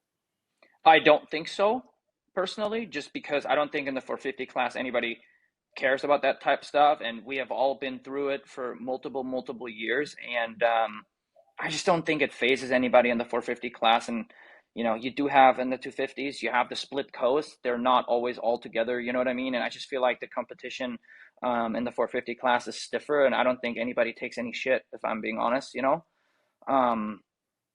And, is he going to be successful? Absolutely. But he does have, a handful of riders that are a lot more on his level and better, to Right. deal with. And I also believe, when you do get a bad start, it's not as easy to hammer to the front. So I'm sure he has to deal with, I guess, kind of like maybe the attitude that he has a lot more from other riders as well in the 450 class, Yeah. And this is not, again, this is no smack talk. This is just my thoughts. I think the 450 class is more mature. Nobody cares about that as much. And for me, it doesn't work anymore. You know what I mean? Like I could care less what people say. And so, yeah, but again, it's exciting just to see what happens, Yeah. Yeah, it's going to be really exciting to see for sure. It sounds like next summer. And it doesn't matter, sorry, JB, but it doesn't matter how good you are in a 250 class. There most of the time, 90% of the time, there's a learning curve, even when you come to the 450 class, It doesn't matter if you're the best 250 rider. And, he might prove me wrong or he does it like Jett and just goes off the rails and does really good. I can see that happening as well. But just because, he's winning everything and beating everybody in the 250 class, it doesn't translate to, hey, I'm in the 450 class, I'm going to do the same thing right away. Yeah. Yeah. Well said. For you, Ken, let's talk about you a little bit. Potentially maybe coming back for some nationals or maybe not. Right now, we were just talking about SMX points. It obviously matters, more than we thought maybe even a couple of years ago. You think about when you and Jett and Chase were all battling at the LA Coliseum, how critical a higher seed would have been.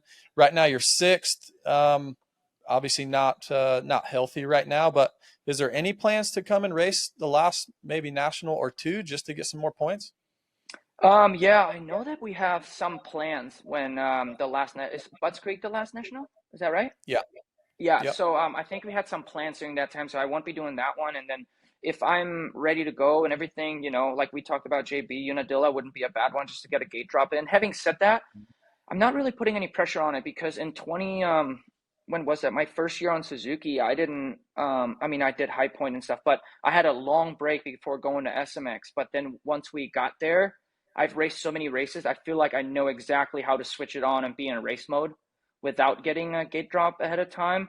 But I think in an ideal situation, yes, I would come maybe to Unadilla and race that one. But for right now, I really just got to get on the bike, for a bit and just try to be a little bit more, put a little bit more stress on my ankle. I feel like it's getting stronger, but what the last thing I want to do is start too early, put my foot down and if it's not fully healed yet and I kind of twist my foot like that or whatever, it just loosens everything again, So I'm dreading a little carefully at the moment. I'm sure that if I'm 2, 3, 4 weeks into my training or whatever, then I can say, okay, we got, however many weeks to this and this race, I can make that happen. And I don't have to be 100% fitness wise. It's really just to get a gate drop in and, have good training because we know that racing is the best training you can get. So I think for right now, this is not 100% thing, but I am looking at Unadilla. And, if that doesn't work or I'm running out of time and I'm just not where I want to be and need to be, then I won't. But for right now, I would say Unadilla would be pretty realistic. And right now, of course, you're not healthy, so it's not the same thing. But in general, like you said, you've taken outdoors off, raced a couple here and there the last few years. Do you think that, look, we've talked about the schedule plenty. It was a big talking point last year during the playoffs. It's a lot of races, 31 events. I mean, it doesn't leave, a lot of the guys now are taking 2 weeks off after the last playoff. Do you think that taking outdoors off gives you an advantage for the playoffs? Because in a way, you're more rested, you're more excited to be there, more ready to go, but also you don't have that momentum that you get from racing every weekend. So what do you think? What's your opinion on that? Yeah, I get the momentum side of things for sure, but again, I think it all comes down to your mental state, because if you're hungry and ready to race, then you can for sure take this as an advantage. You know what I mean? If you're kind of just like, yeah, I'm gonna, train a little bit and then go race, well, then that might be a problem. So I really think it's what you do with it. If you set your mind to, hey, I am not racing outdoors, and you're satisfied with that decision, and then you're hungry, you prep yourself for that first SMX round. You know what I mean? So again, I think it really comes down to where your mental state is at. Having said that, after all, Supercross and outdoors, I guess to your point, yeah, you could take it as an advantage, because by the end of the season, you might not be too stoked to kind of ramp up again for 3 more rounds of SMX. You know what I mean? So I think it really all depends on what you do with it, for real. Well, yeah, I definitely would say, and I'm sure you would too, that it's probably extended your career. You would say, right? Yeah. There's no shot I would be doing the whole thing. Like, I just don't know. I've said it before. I don't necessarily enjoy riding moto that much anymore. Having said that, I'm gonna get a good taste.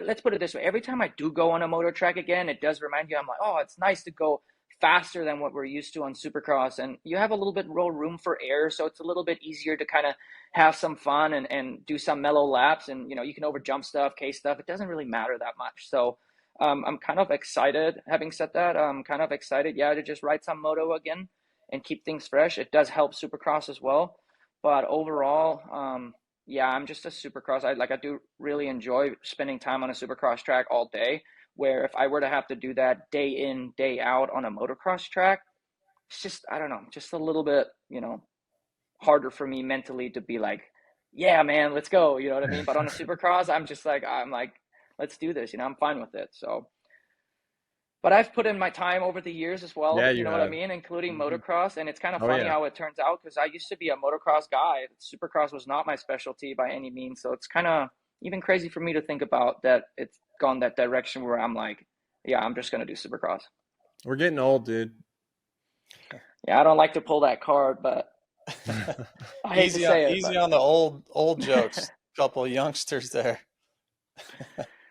Yeah, it's just a number, right? It really is just a number. That's right. AC, it sure would be nice to not be like super stoked to race motocross, come off the couch and still be like one of the fastest guys in the world. I mean, it sure would be nice to be Ken, huh? Oh, dude. I mean, yeah. And then our whole lives, Ken and I have been friends so long, and it's so funny, even stuff like golf or wake surfing or just anything that we did. It's like Ken can just do it and do it well right away. And me, Ken, I'm just I'm not very fast twitch, dude. No, dude, you got concrete blocks on your legs, on your feet. That's great. Yeah. That's great. Jeez, man. Well, we had a bunch of fan questions. Ken, you mind answering a few questions from the fans? Yeah, let's do it. All right. So first one is Kenny's one of the fittest guys in moto. What's the diet and workout regime?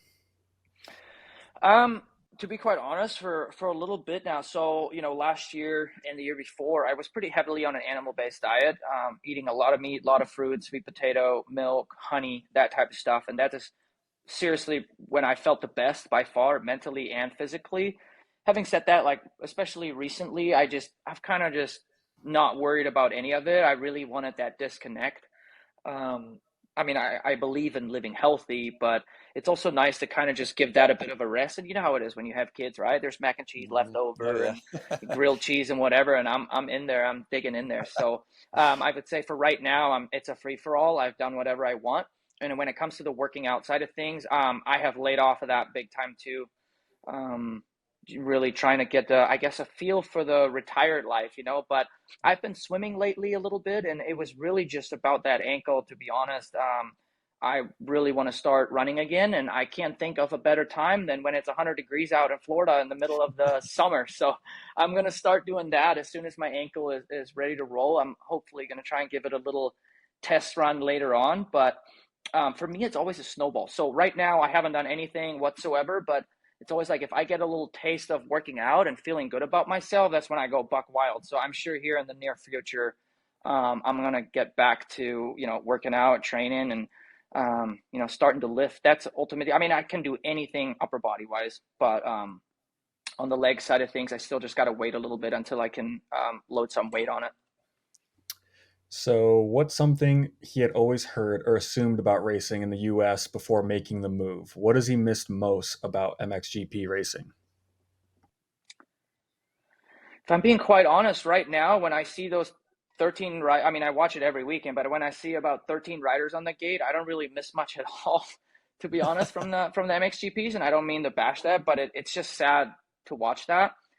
Having said that, every time lately I go to Motocross of Nations, it is so much fun catching up with the people that when I was still in Europe back in 2010, 2009, like most of those guys are still there, right? And same with the riders. So it's really about like the people that I meet again after a long time. So that's where I think it's the funnest when I go over there. There was definitely some mingling a couple of years ago of me racing an MXGP or so, and that's still out there. Like I think it'd be cool, but for long term, I think I was meant to be American when I was born, if I'm being quite honest, because this is where I feel at home.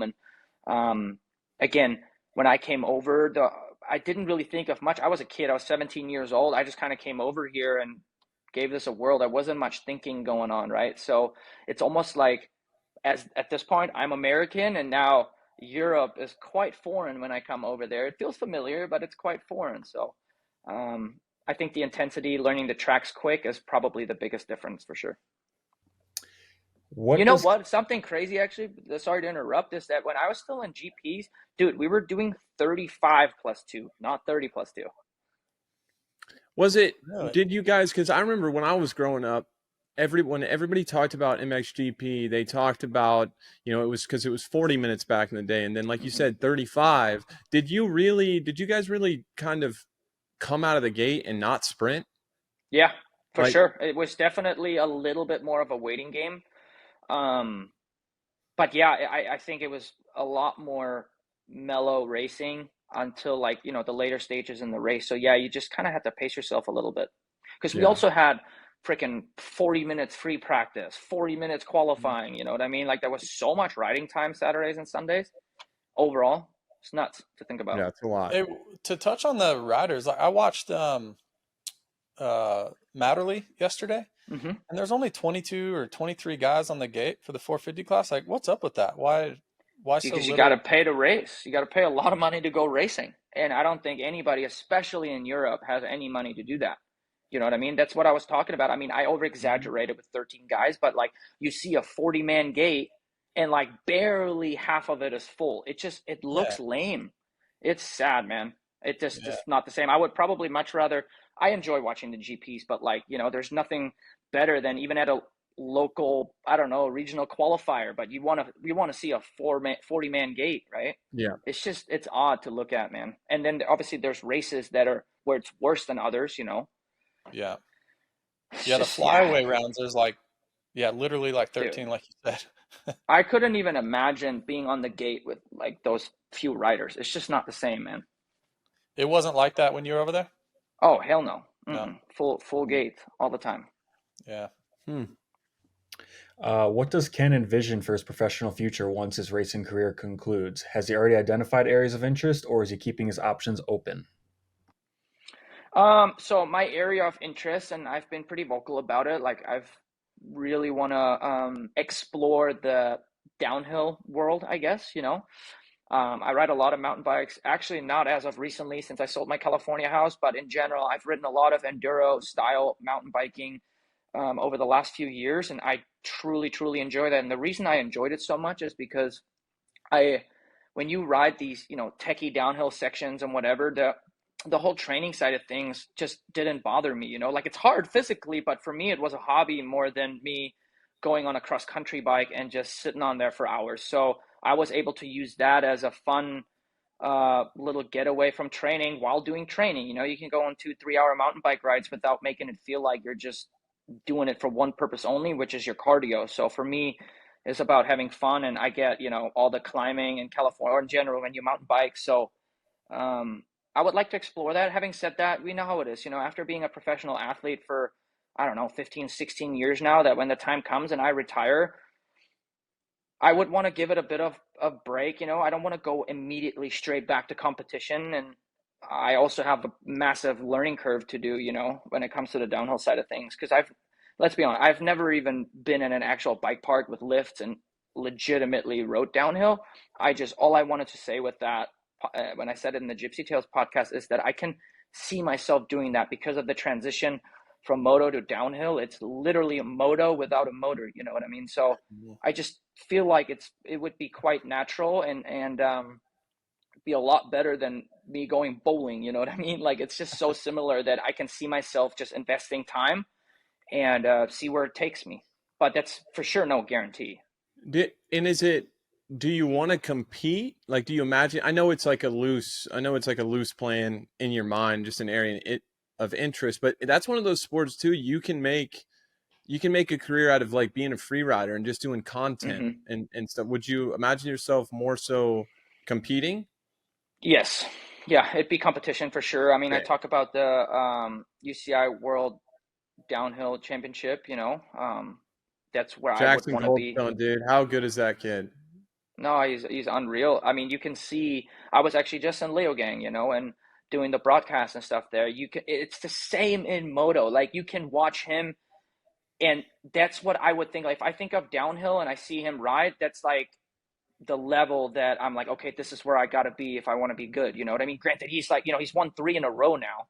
Yeah. But just the smoothness of it and the overall momentum, you can visually see, and it could be like 2, 3, 4 miles an hour, but you can see it visually how much more speed and flow he has to the track compared to some other guys, you know? And again, there's a million ways to skin a cat. So there's not, you know, only one way to do it, but those are the bits and pieces that I pick up when I watch those guys and learn. It's the same thing as what I do when I watch Tomac or Jett on a supercross track and trying to see what they do. You know, it's essentially the same thing. So it just feels so familiar to me. Okay, so on that topic, it looks like you've been doing some very fun things in the off season or in your off season. What's been your favorite kind of during your time away?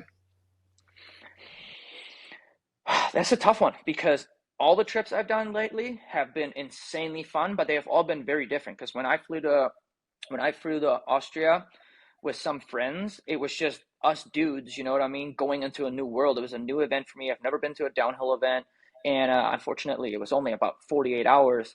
But so that trip was insane experience. First off, it was very appealing to the eye. Like the scenery around there was just insane. You know, it was very refreshing. But that was purely friend-based and loose program, as in we were driving and hardly slept just because of the time change and everything that was going on. But then my favorite so far has been, we just went to Utah recently. My kids don't get to see their grandparents that often, so that was really cool. And we actually went off on a little camping trip with just my wife and her dad and Blake. And we just roughed it one night, right? We went to Horseshoe Bend in the Colorado River and just took a boat up. We had a couple of paddle boards and we slept on cots and we grilled food and all that type stuff. So I really, really, truly enjoy that. So it was nice to get off the grid a little bit, no phone working and not having to answer to anybody or whatever. So I guess all these trips just have been very different. One was family based, one was just friend based and competition, something new, something I wanted to check out. And now we went to the beach house again. So it's hard to pinpoint what my favorite was, but if I have to pick one right now, would be the Utah trip, just because it was nice seeing family and it's nice getting off the grid. Remember that one time we camped in your backyard? Yeah, right out here. I sure do. That's my camping experience. Yeah. Awesome. Is that the only camping experience, sleeping in a tent, that you've had? Yeah, pretty much. I think so. Oh man, I gotta take you. No, seriously, like the Utah, it's so Let's close go. to you. It is. I have had my funnest trips going to Utah just because the scenery is so different than what we're used to on a daily basis. Yeah. And that's what refuels me when you see different things. My buddy, one of my good friends, Talon LaFontaine, he just moved to St. George not that long ago. So I've been Oh, meaning no to way. go out there anyway. So yeah, maybe we'll Cool. meet up, do something. Yeah, I mean, it's amazing mountain bike riding there, driving side by side. It's like, it's such a off-road community, you literally cannot walk through St. George without people saying hi, which is awesome, you know what I mean? Like I've spent a lot of time there over the years, and it's cool to, I guess, be, part of that gang, but it's so purely outdoor based, which is right up our alley, obviously. So Love I it. enjoy it. You'll love it. That's cool. Awesome. Ken, thank you so much for taking the time, joining us today. Get back to the family, get healed up, and hope to see you at some nationals, man. That'd be fun. Yeah, sounds good. Thanks for having me on. We'll keep in touch, you guys, and hopefully talk soon. Yeah, thanks, dude. Appreciate All you. right, no worries. Thanks, guys. Have a good one. Thanks, man.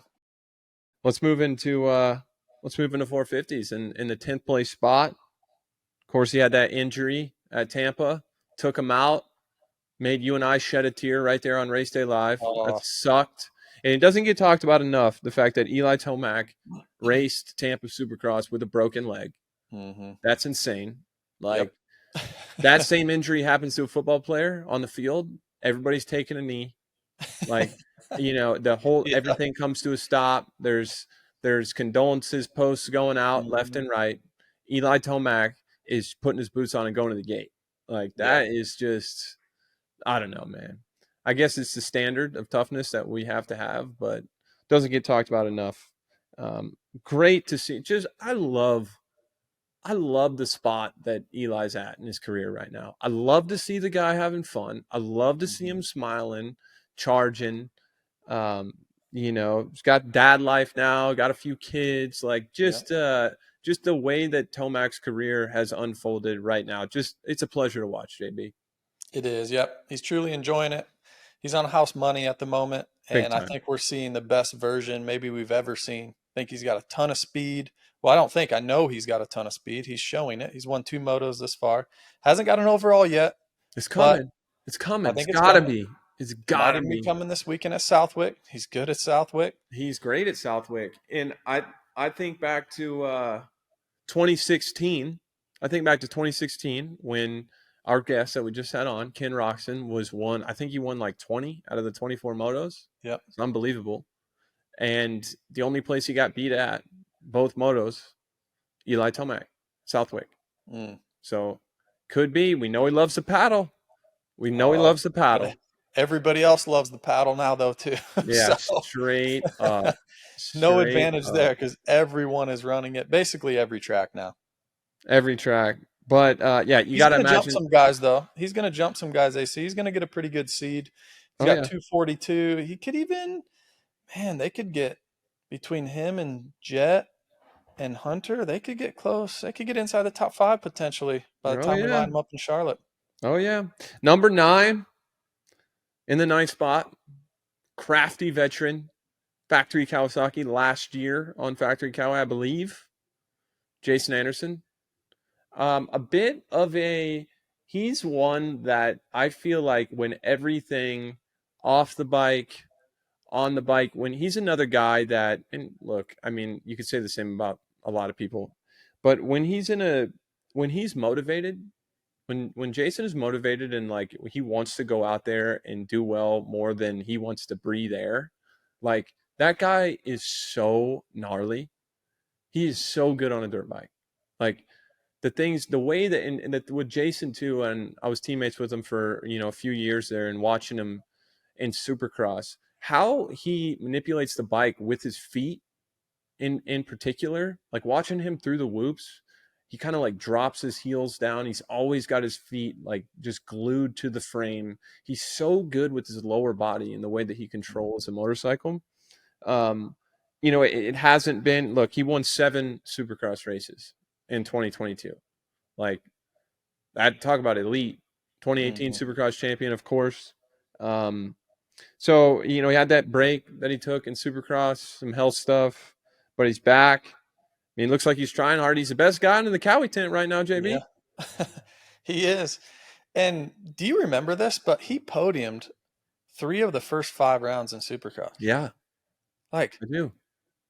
That's the bummer thing about our sport. Like, we forget about that We so do. quick. We're I writing know. Anderson off already and this I and that. know. I mean, I know. he was on the podium 3 out of the first 5 rounds. He started the season strong, but went through some stuff. And I like his effort right now. Hot outside, grinding it away, passing Grinding. guys late. I love it. He could have easily, I don't think Cowie's bringing him back. I think that's pretty general consensus. And it would have been easy for him just to sit out outdoors, chill with the fam. So I applaud it, respect it, getting back out there. He's getting older. He's probably what, 32, 33, somewhere in there. Yeah. It's a Prado motivation, right?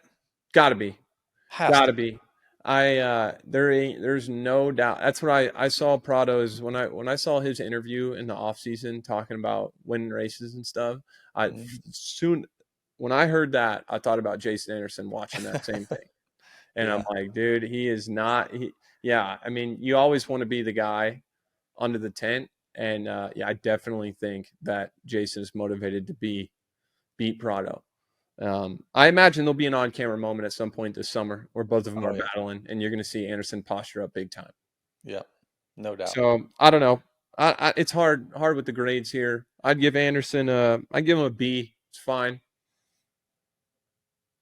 Yeah. Podium. I'd say right around there. We didn't grade Tomac. I'm giving Tomac an A. Just why keep not? coming back. He's got A across the board. I don't care, man. The guy could get 12th. I'm still giving him an A. Yeah. Joey Savatgy in 8th. That's a little bit surprising. He's been solid. I think he got a 6th at High Point. Yeah. Best national of the year. Best national in a long time. Joey, you're high on him. Australia guy. Really skilled on the bike. Excellent starter. Grinder. I took his ride. Yeah, I was going to say he got screwed. Yeah, he got screwed. Yeah. But Joey, he's right there in it, man. Yeah, talented. I mean, you look at all the names around him. You look at Jett right in front of him and Kenny and then Anderson and Tomac. Like, you just think about the guys that he's around. And in my opinion, that's where he belongs. Around those types of guys. So I'm going to give him a B across the board. I still think Supercross could be a little bit better. I think his starts need to come back to where they once were. Like when he was on Kawasaki, man, he was lights out. Lights out. Lights out on the start. One of the things with Joey that on 250s he was so good about is there was nobody getting that first shift on a 250 is you have to get it quicker than you do on a 450 second gear shorter. And he would get his foot on the foot peg get his toe underneath the shifter before his back tire got to the plastic. Really? Yes. In like 2015, 2016, 17, I would watch film of him doing starts and try to emulate what he was doing. He's always been a problem out of the gate. Do we think that do you see him on a full factory deal at some point in the future? Like somewhere like a Husqvarna or a Triumph or something like that? I mean, he's got a great thing going right now with the Quad Lock Honda team. It looks like they have all the resources he needs to do well. He's competing at an elite level. But you just got to think that with how good Joey is, at some point he'll get to that elite tier of like a Honda, a Kawasaki, Husky, like I said. What do you think? Yeah, I think it ultimately comes down to it's a business decision. And I live the shoes that he's in right now, riding for Urive. You have an opportunity to go race in Australia, and man, you can make really good money. You can make a couple hundred, $200 to $300 just in a couple months of racing if you win the championship. So I think, well, this is what I was thinking, I guess, when I was doing his schedule. It strictly comes down to, I lived the factory life for a while. I checked that box. Can I build a motorcycle that's competitive enough to get me close to the results I was getting on a factory team? I think you can now. I know you can because Joey's doing it. Other guys are doing it. And also I did it as well. And then it just comes down to, what am I going to make? Because you're getting older, you got a family. If you can make $200,000 or $300,000 more by doing somewhat less work over here rather than on the factory team, I know what decision I was making. Yep. And I think Joey's going to make those same decisions. And it's just the flexibility, right? I mean, to be able to go, there's a lot of teams that don't want to send a bike over there and do that whole deal. So I think the flexibility is huge, and you're starting to see, with stuff like Australia. Just I'm a big fan of anything that allows these guys to make a better living because they're so talented. And like I said, I think it's coming. We're seeing more of it, more teams coming in, more money coming in, playoffs. But I'm into it. I think he's in a great spot. Yeah, same. So I give him an A. Am I too nice there? I wanted to see more in Supercross, so I gave him a B. You give him a B? Yeah. All right, I'll go B plus then. All right. How about that? I feel like I've been the negative one so far on the report card, so I like to see you lower than me. Jett Lawrence, I mean, 7th, went down at Glendale. I still can't get over. Why? When did an ACL go from being 6 to 8 months to 3 weeks? 6 to 8 weeks? When did that happen? Yeah. What's that about? Everybody knows you tear your ACL, you're down for 6 months. Like stem cells, like different way. I don't know. Different way they do the surgery. I mean, I don't know, man. Maybe the rehab's just, he's obviously a freak athlete, super young, heals fast. But that's just crazy. That's crazy to me. 3 months, tear your ACL completely, get surgery. 3 months later, you go 1-1 at a national. I don't get it. Hasn't lost yet. I don't get it. Hasn't lost an overall yet. Yeah, doesn't make sense to me. Yeah, he's a freak, man. I don't know. A plus.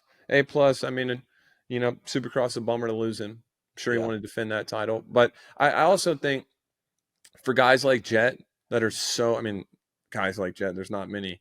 But for those elite guys, like something, having an injury, taking some time off, and then almost feeling like you have to reprove yourself again, I think that's good for him mentally. Like going into Supercross next year, he's going to be a little bit more motivated to go and show you can do it again, as opposed to trying to win 3 in a row. So I agree. It's what we've seen from Eli Tomac, right? And it's extended his career 3 or 4 years. Yep. And then so A plus, Jett Lawrence. Ken Roczen in the 6th spot. Just talked to him. I thought we talked about it a lot during Supercross, how he was like mentally, he was in it for longer. He challenged even later into the year. He's always started the season strong. But I thought, he had that injury. I believe it was the shoulder, then the ankle. He toughed it out at the end of the series, missed the last couple races. But I think overall for Ken Roczen, I mean, I think it's I think he's just that dude. He can do this for the next 5 years, probably go out there, be a guy that could win a race, be on the podium a lot, be up in it. A for Kenny. Yeah, same. It's an A. And what if, there's a lot of what ifs in racing. If Tampa doesn't happen, what if? I know. What if he keeps that motivation? Like, remember, there was at one point, if Tampa doesn't happen, he's in the championship points lead. He's battling late in the year. He seemed like he was pretty healthy. Wins Daytona. Yeah, he wins Daytona. Gotta be fit to win Daytona. Yeah. He had it.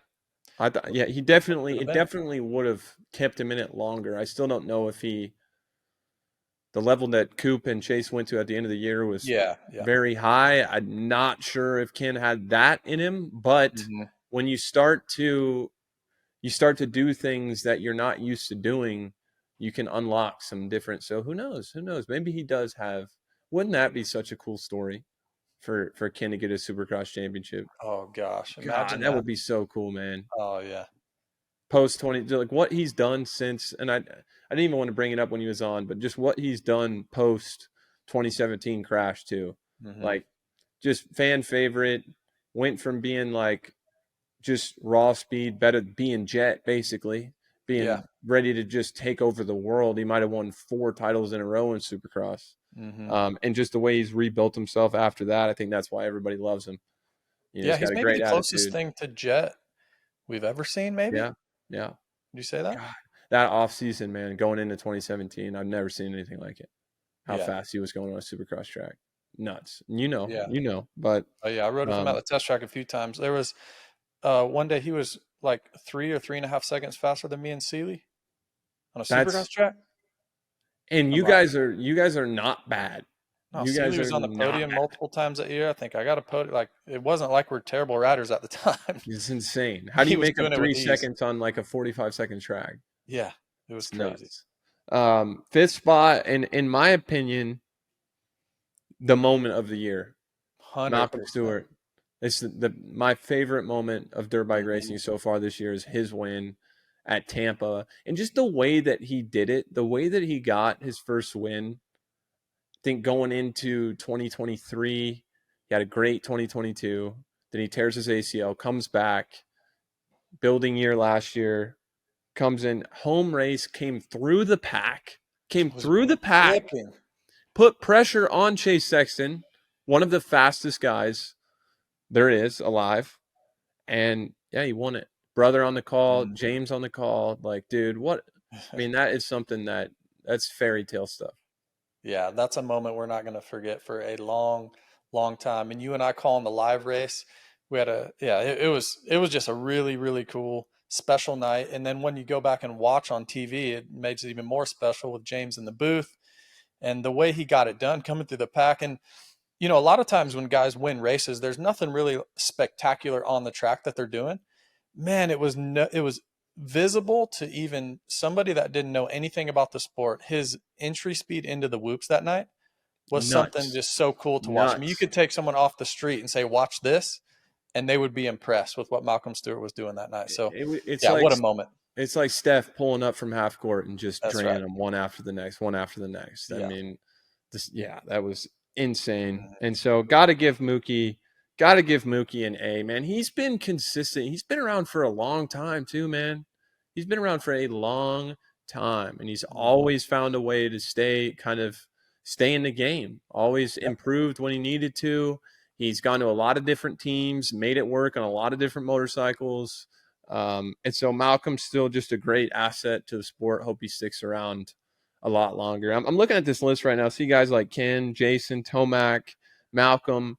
I'm going to be sad when we lose these guys, man. I'm going to be so sad. We need to enjoy it now because there's a big turnover coming. I don't want it to come. I don't either. Stay like it is. I don't either, but we do need to enjoy it and stay present. Yeah. Malcolm Stewart, A+. Chase Sexton. I don't know, man. You go first, please. Man, I wanted you to go first on this one. Okay. No, all right. I'll go first. Okay. There are so many moments where you and I were up in the press box or up in the booth during Supercross or on race day live that we both would look at each other and like, I don't think you can go faster on a motorcycle. No. I don't think you can ride a motorcycle faster than what Chase Sexton did that lap. We said that multiple times, huh? We said that every weekend, basically. Yeah, pretty much. So, I mean, yeah, the hard part is we talk about it all the time. How great he is as a person, how great he is as a rider. But he should have won that Supercross championship. Yeah. There's no doubt. He should have won that Supercross championship. And I really wish he was out there right now. Me too, man. So me too. Yeah.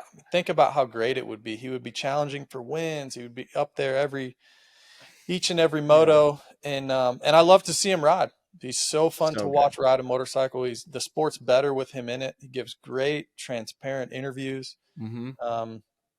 But I mean, for me, it's a B or a B- for Chase just because of his ceiling. His ceiling is so high. Mm-hmm. It's so high, man. I think there's so many different ways that I can go with this. Chase has the chance to be like he already is. I mean, you look at his career and what he's done, the races he's won, championships he's won. Like he's already has a Hall of Fame career. Mm-hmm. Like he's already that guy. His legacy is somewhat cemented in a way. Like he's already a really, really elite dirt bike racer. Like he's already there. Still really young. What is he, 26, 25, 26? I mean, that's young. So he's got plenty of time left. I think Chase, I'm waiting for Chase. And, I never got here. And so many people never get here. It's such a hard thing to do. If I knew how to do it, I would have done it. But I'm waiting for him to make that next little mental step. Like, the difference between how his career, he's already great. He's going to have, at the end of the day, it's going to be a great career, pretty much no matter what on this current rate. Yeah. But the difference between him being like a certified, like Mount Rushmore type of talent, type of career, is going to be how he is in the biggest moments moving forward. Like, he's shown that, we'll say, I'll use the NBA thing. Like, he's shown he can go out there and win regular season games and be like some of the best. It's like Michael Jordan before he started winning championships. I mean, he was winning scoring titles during the season, MVP, defensive player of the year, but he couldn't win playoff games. And so Jordan wasn't Jordan until he won playoff games. And I think for Chase, when it comes down to it, like it did with Coop this year towards the end of Supercross, if he can figure out, and we've talked about it, having confidence in him, watching him ride at the end of a race. If he can figure that part of it out, he is like, there's no limit to what he can do. He can beat anybody. He can beat Jett. He can beat Tomac. He can beat whoever. But he's got to find a way. And I know he's trying. He's already great, far better than I ever was.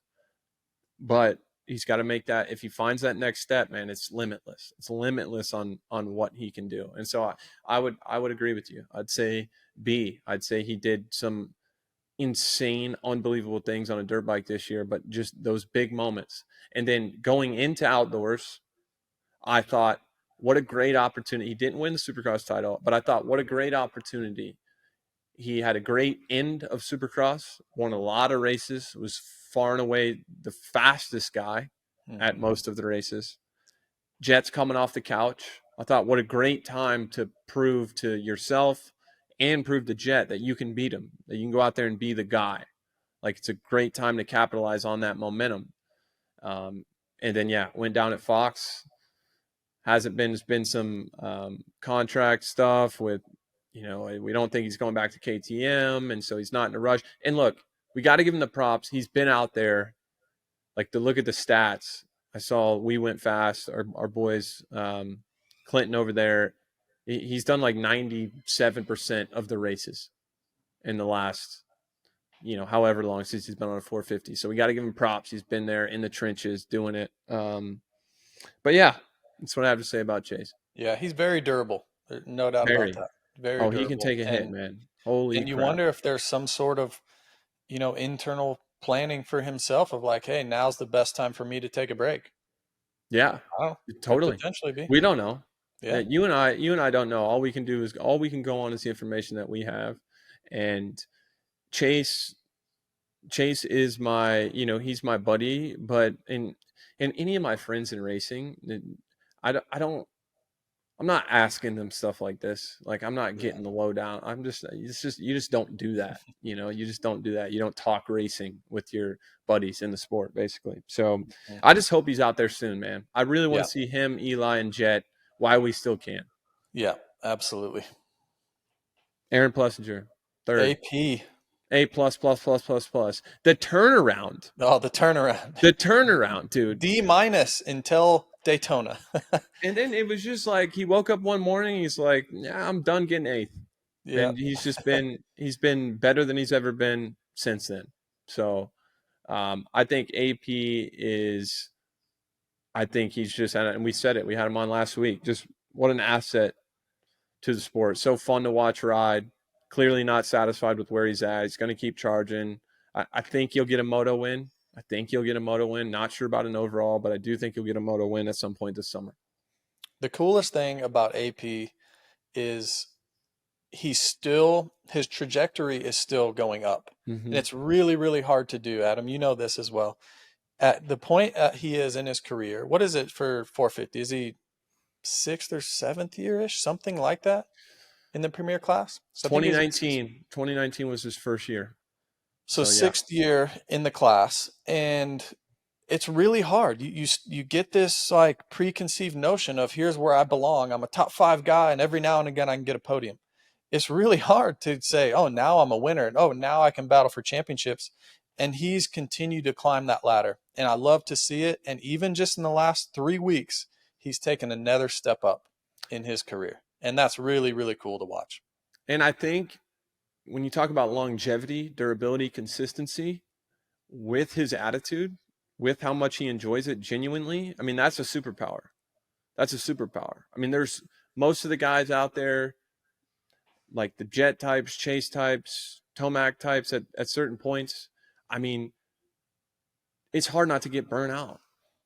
But when you have the perspective that AP has, which is so rare in just a human being in general, let alone an athlete, like, think about how long he can do this. If he's having fun, if he's enthusiastic about it, like, that's part of the reasons why I think he's getting so much better at age 29. Mm-hmm. You know, and I think he sticks around for a while. Me too. 7th year in the class, continues to get better. Yeah, I see him around for 5 or so more years, maybe more, Adam. I think so. Yeah, what a career so far, and more to come for AP. More to come from AP. A++++. Justin Cooper. Talk about getting bang for your buck, man. No I don't know doubt what about Star's that. paying him, but it ain't enough. What do you think? 400? That's highway robbery if he's making 400. That guy should not be making one single dollar under $1 million. Really? You think he should be getting paid $1 million? Oh, absolutely. No doubt about it. No doubt about it. He's I don't on think the he's podium. getting paid $1 million. Especially after this year. I mean, he showed that he can potentially win a race, and he can be a podium guy, like, pretty consistently. I mean, 800 to $1 million, I think. Maybe that's wishful thinking, but I think he needs to win a race or two to get that. Okay. He's making, so you think he's making what, 400 or 500? I'm just guessing, but yeah. Not enough. A+ this year from J. Coop. Yeah. I told you, and I've said it, watched him ride a 450 at Loretta's in 2017. And I was like, dude, this guy's it. He's got what it takes. He's pretty small too. He's pretty small, and he moves that bike around like, remember for a long time, and you know about it, JGR, like small guys on Yamahas, it was like kind of a thing. It's like it didn't work. It didn't work for a while. No. And J. Coop second in overall points. So dude, how about speed wise for J. Coop? Just one lap speed. Nuts, dude. It's in qualifying? Yeah. Was he P1? He was P1 at High Point, right? Or was that Thunder Valley? I think it was Thunder Valley. Sometimes you'll throw a time down that's like a second and a half faster than Jett. Yeah. You're like, where did that come from? Yeah. The guy's I think it was both. I don't know overall, but I'm pretty sure both. He was. Yeah. We got to, you know what? I won't give him an A+. I'll give him an A because we got to find some speed in the whoops. Yeah. Once we figure out the whoops, dude, it's on. He's a title threat. It's on. I mean, I got to see him win a race first, but yeah. I mean, he's got his corner speed. We've talked about it, but I mean, he's probably one of the best guys in the turn. So yeah, A for Justin Cooper. Keep doing what you're doing, man. You're about to get paid. Yeah. Big time. The hard part is his teammates are getting paid as well. So it's hard to have 3 guys getting max pay. What do you think Deegs is making first year 450? Like 1.5? Yeah. That's solid, right? What do you think from a gear company? You know, I'm excited to see that. Like, what gear do you think he wears? So you take all your money who's from Fox? Who's got the biggest checkbook right now? Prado already took that, huh? Yeah. I don't know, man. Somebody with some cash flow. Is it going to take $1 million? 800? 750. I think that's where the conversation starts. Yeah. 750. Yeah. I think I made 600 my first year. Yeah. From Cali, which I was stoked on. From Cali at the time. Yeah. 600 from Cali. Yeah, and I made about that from Fox too. So that was nice. All right. P1. It's been a long one again. God, we really been just been putting in the hours, JB. Yeah. Cooper Webb, man. I mean, it's kind of cool too to see him. I'm envious I'm not really an envious guy, but I'm envious when I see somebody like Coop right now who automatically, you win a Supercross championship. I mean, of course, the year he could get 12th all summer and it's still an unbelievable year. I mean, there's no way in hell that Cooper Webb should have won that title. And he found a way because he's Cooper Webb. He's gnarly.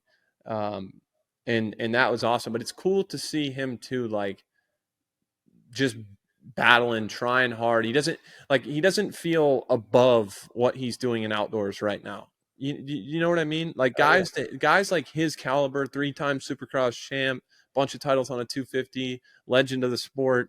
Like, it's just cool to see him out there having a good time, smiling, like doing everything. Never really been an outdoor specialist, although he did win a championship in the 250 class, which is really difficult to do. But it's just cool to see him out there. I think he's having fun too.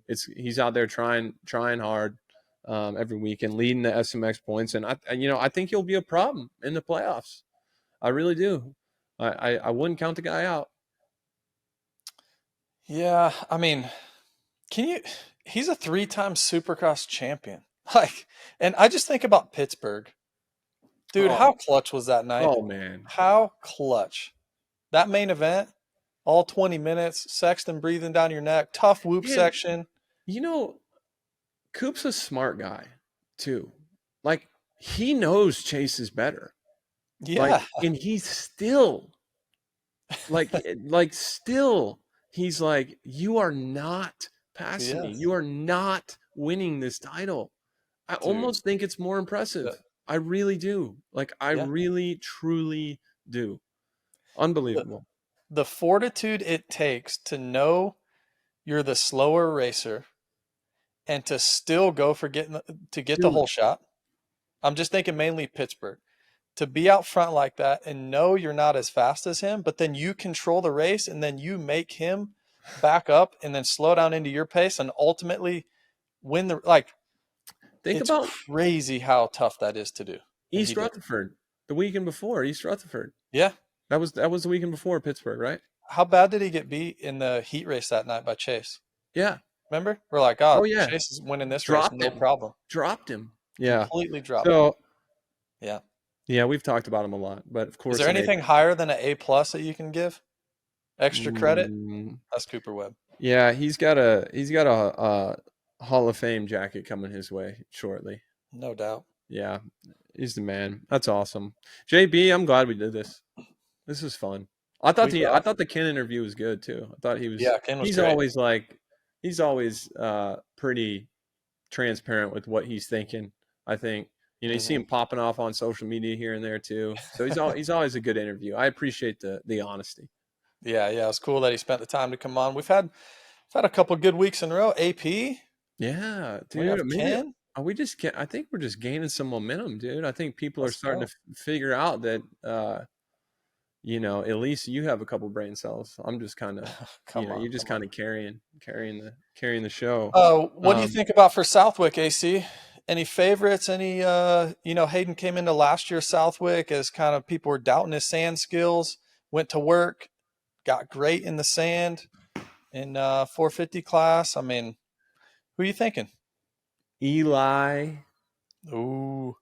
Mother effing Tomac. Really? Yeah. Why not? Overall. Why not? Why not? I like it, man. I think, yeah. I don't know why. I know Jett, he's good in every condition. Tomac, I don't know. I'm leaning on the 2016 performance. Yep. I think back to that day, and he's just Southwick. You can't find a smooth line everywhere. It's hard to jump the bumps there. There's some places you can do that, kind of wheelie over some bumps, but you kind of just got to be. Shout out John Dowd, Junkyard Dog. You kind of just got to be that at Southwick. Like you're going to be hitting braking bumps. The bike's going to be spitting out to the side on you. It's not a finesse track, really. So I'm going to give Eli the nod. And let's face it, I think actually in the 250 class going into last year, I think because Deegan did bad at Southwick in 2023. And so it was he had a big point to prove going in last year. Correct. Yeah. So did well. I think Joe Shimoda is pretty good in the sand. I think it could be close. Maybe not. I don't know. I'll go Eli, and I'll go Joe Shimoda just for some parity. What Okay. are you thinking? How's Vialle in the sand? I think mean, he's he's pretty from good. Europe, right? Yeah. But here's the thing, and we were talking off air with Ken about this too, and we were talking about the Prado, Prado thing, him potentially doing well at Southwick because of the sand. Dude, that place is so slick. Once it berms up, once all the dirt pushes to the outside to the berm, that base, like if the corner is blown out in the middle and you kind of have to early apex it and cut out of the turn early, and you're like really getting on the gas, once you get down to that kind of harder part, that back end will step out on you so fast. There was times, I remember Southwick, it must have been 2016, 2017. I pulled into the mechanics area because I thought I had a flat tire, and I didn't. Genuinely, Really? because it was that slick. So yeah, just an interesting racetrack. What was your best finish there, JB? Do you remember? I got third in a moto in Okay. 20. What was the year Dungy's bike didn't start and it came on the track? Is that 10 or 11? Yeah, 2010. I don't know. Yeah, I went like 6-3 that day or something. I don't even know if I ever raced Southwick on a 450. Really? I'm trying to think. No, I must have, because 2023 I raced all the races. We went to Southwick, right? I don't know. I will say that I don't like that track. Like, I think No? it should be on the calendar, Yeah. and it's a great iconic track. But just me personally, I had no fun riding that place whatsoever. But in the year I won the title, I made it my mission to like win that race, and I did. So that was cool. I was pretty terrible there, to be honest. What'd you get that year? You won the title. I went 1-2. Oh, nice. 1-2. It's a fun track if you get a good start. That's what I always said. If I got a good start there, I loved it. I enjoyed it. I remember I won the first moto by like 10 seconds or something. And then second moto, Ferrandis, he passed me. And I was like, yeah, go ahead. Like, I just want to win this overall. I could give two shits about this moto win. I was stoked, dude. I thought there's no way in hell I was winning Southwick. Sorry for the language, folks. It just fired me up thinking about that. But yeah, I don't know. I think, man, it's like, I'm glad that the riders got a weekend off, but being in this seat now, it's kind of like I miss racing. I miss racing when it's not on Saturday. Me too. Yeah. So it's like, yeah, the more races, the better for us in this spot. But yeah, hope the guys had a good time. The guys will come in a little fresher, a little bit more excited to be there. It's gonna be fun the rest of the way, JB. Yeah. It's going to be a lot of fun. I got to run. I need to go work on my swing. You said you hired a swing coach, so I'm going to go hire a coach. Let's go, baby. I'm actually going to go and work on my stuff later because, like I said, we're in no man's land. It's not been good. I've been shooting over 90, which is just what? Oh man. No, but it's like my best shots are better than they've ever been, but my worst shot, it's just I don't know. So yeah, I got to be better. You need to join that club. Stop being cheap. Join the club. Get your son into golf. Let's do this thing. I'll move there. I'll move. If your son starts playing golf and he needs a caddy, I'm in. All right, let's do it. All right. Well, everybody, appreciate you guys sticking around this long. It's a fun show, and we will see you next week for a little Southwick breakdown. Let's go. Have a good week, y'all.